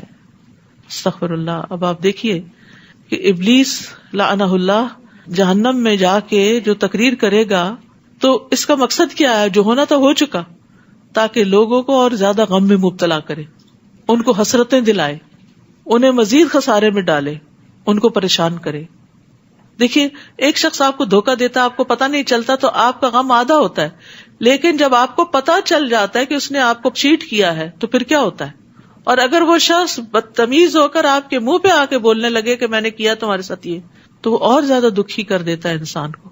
یہاں شیطان کا یہی حال ہوگا کہ جو جرم وہ کرتا رہا اس کا اعلان اب اقرار کرے گا کہ ہاں میں نے کیا تھا یہ سب کچھ. تو یہ مجرم، یہ دشمن دنیا میں بھی دشمنی کر رہا ہے. ہر وہ راستہ جو اللہ کے راستے سے دور کرے وہ شیطان کا راستہ ہے. وہ بظاہر کتنا بھی خوشنما نظر آتا ہے اس سے پرہیز کرنا چاہیے. وَأُدْخِلَ الَّذِينَ آمَنُوا وَعَمِلُوا الصَّالِحَاتِ جَنَّاتٍ تَجْرِي مِن تَحْتِهَا الْأَنْهَارُ خَالِدِينَ فِيهَا بِإِذْنِ رَبِّهِمْ تَحِيَّتُهُمْ فِيهَا سَلَامٌ. جو لوگ ایمان لائے اور نیک عمل کرتے رہے انہیں ایسے باغوں میں داخل کیا جائے گا جن میں نہریں بہ رہی ہیں، وہ اللہ کے حکم سے ان میں ہمیشہ رہیں گے. وہاں ان کی دعائے ملاقات سلام ہوگی. ہر کوئی ایک دوسرے سے ملاقات کے وقت سلام کرے گا. اللہ تعالیٰ اپنے بندوں کو سلام بھیجے گا. مومن بندے ایک دوسرے کو ملاقات پہ سلام کہیں گے. فرشتے صبح شام سلام کرنے آئیں گے. سلام ہی سلام کی پکار عام ہوگی. تو دنیا میں سلام نہیں کریں گے. آج ہماری نسلیں سلام بھولتی چلی جا رہی ہے، یو ہائے ادھر ادھر کی، اور اس میں وہ بھی فخر کرتے ہیں اور ہم بھی خوش ہوتے ہیں ان پر، اور ان کو سمجھاتے نہیں کہ کتنا بڑا فرق ہے، یہ کس راہ پہ چل پڑے. شیطان نے یہ کلمات ان کے لیے خوبصورت بنا دی ہیں جن کا کوئی مطلب ہی نہیں. تو اس لیے جو ہماری اقدار ہیں، ٹریڈیشنز ہیں، سنتیں ہیں، ان کو بھی کانشیسلی اپنانا چاہیے. کسی کام کے شروع میں بسم اللہ کہنا، الحمدللہ کہنا، اللہ کا ذکر بلند آواز سے کرنا، کیونکہ وہ احساس کمتری کا شکار ہے نا، دوسری تہذیبوں سے متاثر ہیں کہ وہ زیادہ ترقی یافتہ لوگوں کی باتیں ہیں، اور مسلمان بیکورڈ ہیں تو ان کے سارے طور طریقے بھی جو اللہ اور اس کے رسول نے بتایا وہ بھی شاید بیکورڈ ہیں. نہیں، کمپیریزن کر کے دکھائیں کہ کیا بہتر ہے اس میں سے. تو جنت سراسر سلامتی کی جگہ ہے جس کا آغاز مسلمان ہونے سے ہوتا ہے، اسلام لانے سے ہوتا ہے، اور سلامتی اور پیس کو عام کرنے سے ہوتا ہے. گھروں میں اپنی زبان اور ہاتھ سے دوسروں کو محفوظ رکھیں، گھر کے باہر، دوستوں میں، جہاں جس کے ساتھ مل کے کام کریں، اکٹھے سفر کریں، لین دین کریں، کسی بھی جگہ پر اپنے کولیگز ہیں، ان سب کے لیے آپ سلامتی کا پیغام بن جائیں کہ آپ کو دیکھیں تو انہیں تسلی ہو، مجھے اس شخص سے کوئی خطرہ نہیں، مجھے اس شخص سے کوئی خوف نہیں. یہ امن کا پیغامبر ہے. افسوس یہ کہ آج مسلمانوں کی یہ شناخت گم ہو گئی. سلامتی کا پیغام ہماری پہچان ہے اور یہی سلامتی کا ذریعہ بنے گا. پھر فرمایا الم تر کیف ضرب اللہ مثلا کلمۃ طیبۃ کشجرۃ طیبۃ اصلها ثابت وفرعها فی السماء. آپ دیکھتے نہیں کہ اللہ تعالیٰ نے کلمہ طیبہ یعنی توحید کی کتنی عمدہ مثال بیان کی ہے، جیسے وہ ایک پاکیزہ درخت ہو. یہ کلمہ کیا ہے؟ جیسے ایک پاکیزہ درخت، عمدہ درخت، بہترین درخت جس کی جڑ زمین میں خوب جمی ہوئی ہو اور شاخیں آسمان سے باتیں کرتی ہوں، اور پھر وہ ہر آن اپنے پھل دیتا ہو. یہ کون سا درخت ہے؟ حدیث سے پتہ چلتا ہے کہ یہ کھجور کا درخت ہے. نبی صلی اللہ علیہ وسلم کے پاس کھجور کے درخت کا خوشہ لایا گیا تو آپ نے یہ آیت پڑھی، فرمایا کہ یہ مومن کی مثال ہے. تو درخت سے تشبیہ کیوں دی گئی؟ اس لیے کہ درخت اس وقت تک درخت نہیں بنتا جب تک اس میں تین چیزیں نہ پائی جائیں: مضبوط جڑ، سیدھا کھڑا ہونے والا تنا اور بلند شاخیں. اگر ان میں سے کوئی ایک چیز بھی نہیں تو وہ کھڑا ہی نہیں رہ سکتا. اسی طرح ایمان بھی تین چیزوں کے بغیر مکمل نہیں ہوتا: دل کی تصدیق کہ جڑیں دل میں جمی ہوئی ہیں، پکا یقین ہے کہ اللہ ایک ہے، رسول برحق ہیں، آخرت برحق ہے، مختلف جڑیں ہیں ادھر ادھر پھیلی ہوئی ہیں، اور دل کو انہوں نے پوری طرح اپنے کنٹرول میں لیا ہوا ہے. دل کہیں ادھر ادھر مائل ہی نہیں ہوتا. زبان سے اقرار، اس کا اظہار، اور جسم سے عمل. تو ایمان کے تین حصے ہیں: تصدیق، اقرار اور عمل. دل سے تصدیق، زبان سے اقرار، اور جسم سے، اعضاء سے، جوارح سے عمل. تؤتی اکلھا کل حین باذن ربھا وہ اپنے رب کے حکم سے ہر آن پھل دے رہا ہے. Ever green. جس انسان کے دل میں ایمان جاگزیں ہو جاتا ہے، جس کی زبان مستقیم ہو جاتی ہے، جس کا عمل خوبصورت ہو جاتا ہے، وہ ہر وقت لوگوں کو فائدہ پہنچا رہا ہوتا ہے. ہر وقت آپ اس سے ملاقات کریں، آپ اس سے بات کریں، آپ اس سے کوئی سوال کریں، آپ اس سے کسی طرح کی کوئی مدد چاہیں، تو وہ آپ کو لیٹ ڈاؤن نہیں کرے گا. وہ اگر آپ کے کام آ گیا تو ٹھیک، نہ آ سکا تو کسی اور سے کہہ کے آپ کا کام کروا دے گا. اس کے اندر خیر ہی خیر ہوتی. وہ سوچتا بھی اچھا ہے دوسروں کے لیے، بولتا بھی اچھا ہے، چاہے سامنے ہو چاہے پیچھے ہو، اور اچھے کام بھی کرتا ہے. اور کل سے جو بات بڑی میرے دل پہ لگی وہ یہ تھی کہ خوبصورت عمل، خوشبودار اور اچھے انسان کی شکل میں انسان کے ساتھ ہوگا، قبر میں بھی اور حشر میں بھی. تو قبر میں تنہائی ہے، وحشت ہے، اس سے بڑا ڈر لگتا ہے نا کہ پتہ نہیں کیسی جگہ ہوگی. تو اس سے عمل کرنے کا شوق بڑھتا ہے کہ اچھا یہ عمل بڑھتا جائے گا، جتنا زیادہ عمل کریں گے اتنا ہی وہ خوبصورت ہوگا اور اتنا ہی وہ زیادہ بڑا ہوگا. انسان کا سارا غم چلا جائے گا.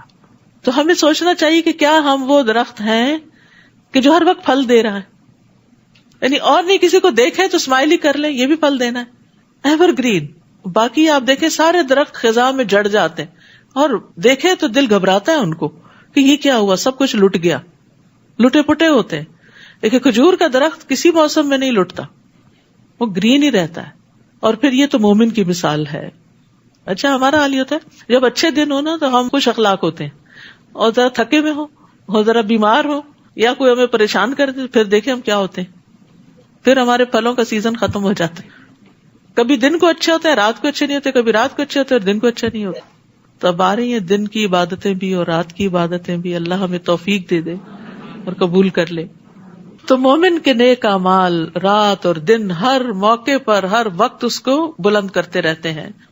اور گندے کلمے شرک کی مثال ایک خراب درخت کی طرح ہے جسے زمین کی سطح سے ہی اکھاڑ پھینکا جائے اور اسے کچھ استحکام نہ ہو. جو جڑی بوٹیاں سی ہوتی ہیں جو زمین میں پھیلی ہوتی ہیں کانٹوں والی، جو بھی گزرے اس کو پکڑ لیتی. جو لوگ ایمان لائے اللہ انہیں اس قول ثابت کلمہ طیبہ سے دنیا کی زندگی میں بھی ثابت قدم رکھتا ہے. دنیا میں ان کو استقامت نصیب ہوتی ہے، اچھے کام کرتے رہتے ہیں، اور آخرت میں بھی رکھے گا. اور جو ظالم ہے اللہ انہیں بھٹکا دیتا ہے، اور اللہ وہی کرتا ہے جو چاہتا ہے. نبی صلی اللہ علیہ وسلم نے فرمایا مومن جب اپنی قبر میں بٹھایا جاتا ہے تو اس کے پاس فرشتے آتے ہیں، پھر وہ شہادت دیتا ہے کہ اللہ کے سوا کوئی معبود نہیں اور بے شک محمد صلی اللہ علیہ وسلم اللہ کے رسول ہیں. تو یہ اللہ کے اس فرمان کی تعبیر ہے یثبت اللہ الذین آمنوا بالقول الثابت فی الحیات الدنیا وفی الآخرہ. اور آخرت کی پہلی منزل قبر ہے. لیکن جو ظالم ہیں ان کو اللہ تعالی حق بات سے محروم رکھے گا. وَيُضِلُّ اللَّهُ الظَّالِمِينَ وَيَفْعَلُ اللَّهُ مَا يَشَاءُ. اور اللہ جو چاہتا ہے کرتا ہے. یعنی ظالموں کو ان کی قبروں میں یہ کلمہ نصیب نہیں ہوگا، وہ صحیح جواب نہیں دے سکیں گے. حدیث میں آتا ہے، طویل حدیث کا حصہ ہے، وہ آپ نے موت کا ذکر کیا اور فرمایا کافر کی روح اس کے جسم میں لوٹائی جاتی ہے. 2 فرشتے اس کے پاس آتے ہیں، اسے اٹھا بٹھاتے ہیں، اس سے پوچھتے ہیں تیرا رب کون ہے؟ وہ کہتا ہاں لا ادری، مجھے نہیں پتا.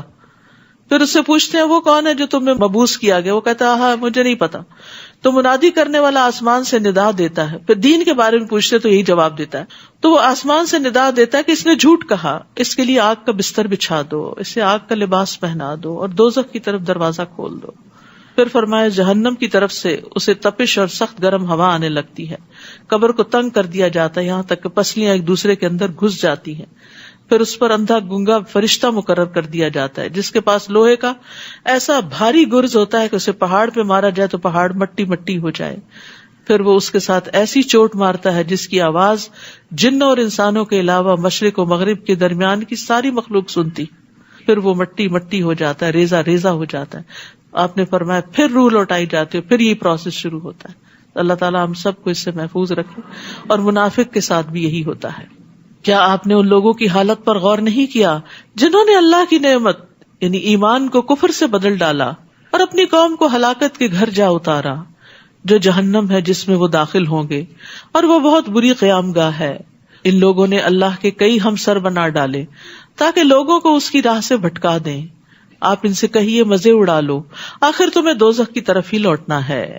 قل لعبادی الذین آمنوا یقیموا الصلاة وینفقوا مما رزقناہم سرا وعلانیہ من قبل ان یأتی یوم لا بیع فیہ ولا خلال. اے نبی میرے ان بندوں کو جو ایمان لائے ہیں کہہ دیجئے کہ وہ نماز قائم کریں اور جو کچھ ہم نے انہیں دے رکھا ہے اس میں سے پوشیدہ اور اعلانیہ خرچ کیا کریں، قبل اس کے کہ وہ دن آ جائے جس میں نہ خرید و فروخت ہوگی اور نہ دوستی کام آئے گی. تو آپ دیکھ رہے ہیں کہ کم و بیش روزانہ صدقے کی بات ہوتی ہے. کل کسی نے مجھ سے پوچھا کہ ہر روز تو کوئی لینے والا نہیں ہوتا تو کیا کریں، تو اس میں یہ ہے کہ آپ اپنے گھر میں ہی صدقہ باکس بنا لیں اور ہر روز اس میں ڈالتے جائیں. ہفتے کے ہفتے، رات کو، دن کو، جب کبھی مسجد جائیں ساتھ لے جائیں. اور اس میں آپ دیکھیے جس بھی چیز پہ آپ خرچ کرتے ہیں وہ صدقہ ہی کہلاتا ہے. کوئی صدقہ جاریہ ہوتا ہے جو تعلیم وغیرہ پہ خرچ کیا جاتا ہے، اور کوئی فقراء اور مساکین کو کھلانے اور ان کی ضروریات پوری کرنے کے کام آتا ہے.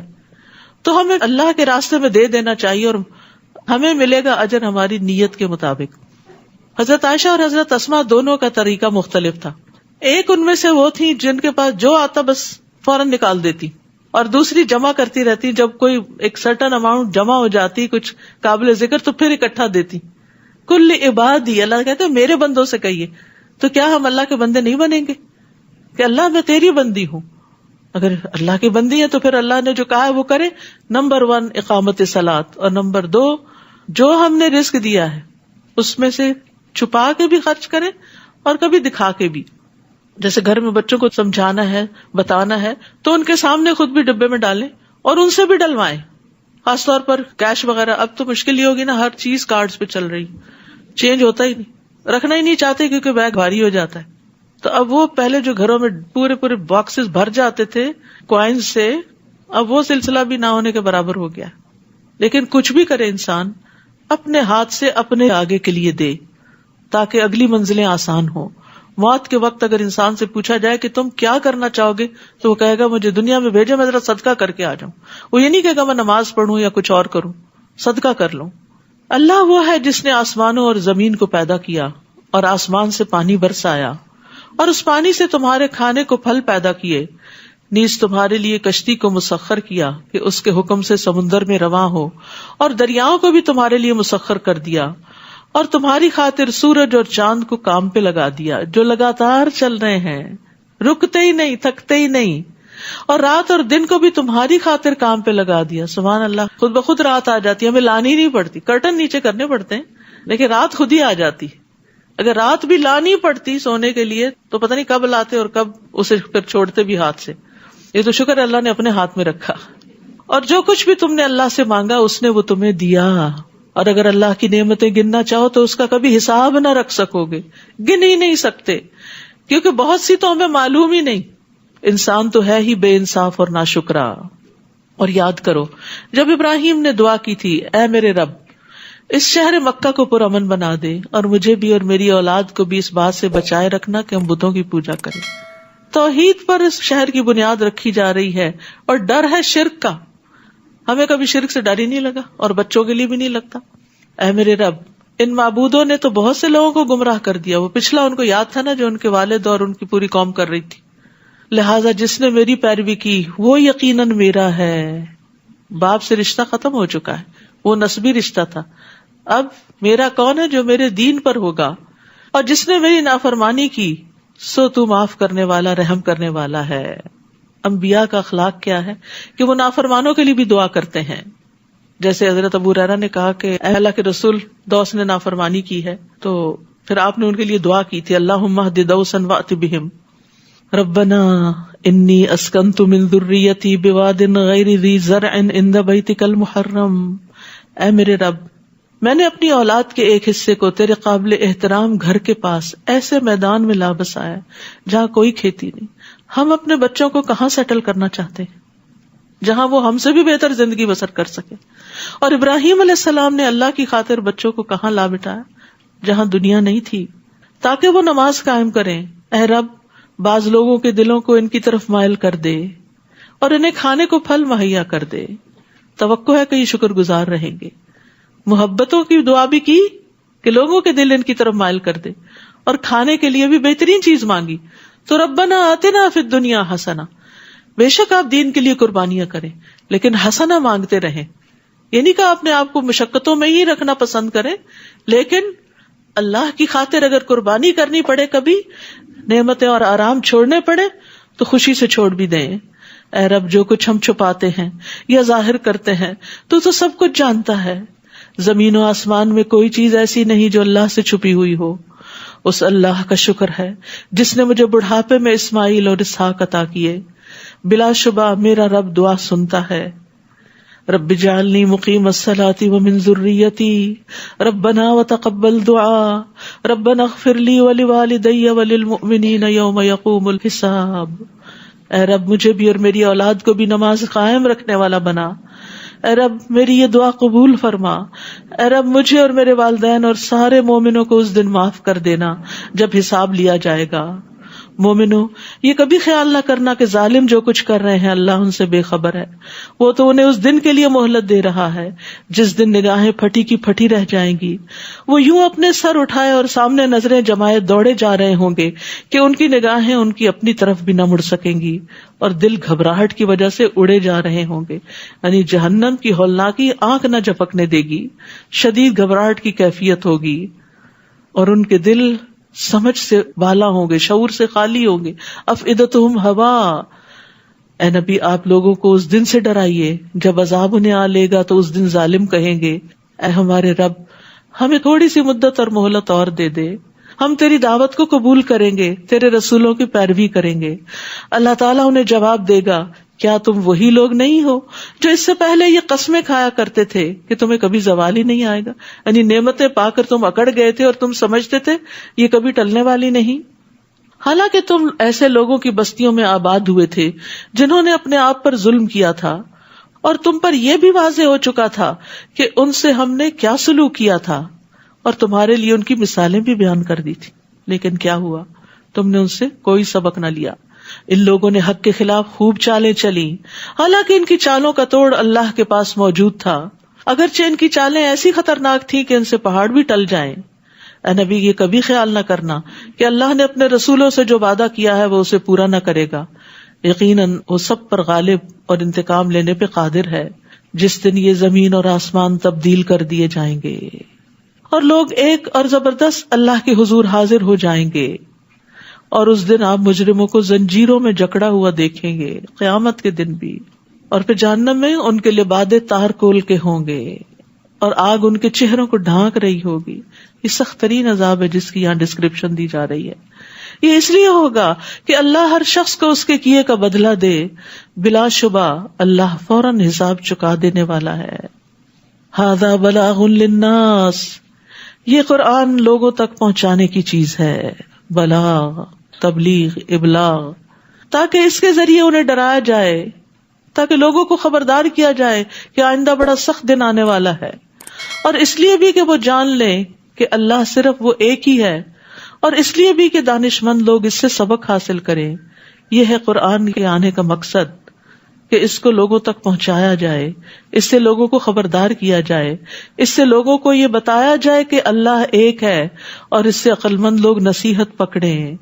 تو اس لیے بہت ضروری ہے کہ ہم سب خود بھی قرآن پڑھنے والے ہوں، گھر والوں کو بھی اس طرف راغب کریں. اور الحمدللہ اب مردوں کے لیے بھی پہلی رمضان سے انشاءاللہ شام 6 سے 8 بجے تک روزانہ دورہ قرآن ہوگا، کیونکہ صبح کے وقت مرد حضرات جو ہم اپنے کاموں پہ ہوتے ہیں، تو شام کے وقت اگر وہ آ سکیں تو یہاں کیمپس میں آ کے سن لیں، نہیں تو آن لائن بھی وہ سن سکتے ہیں.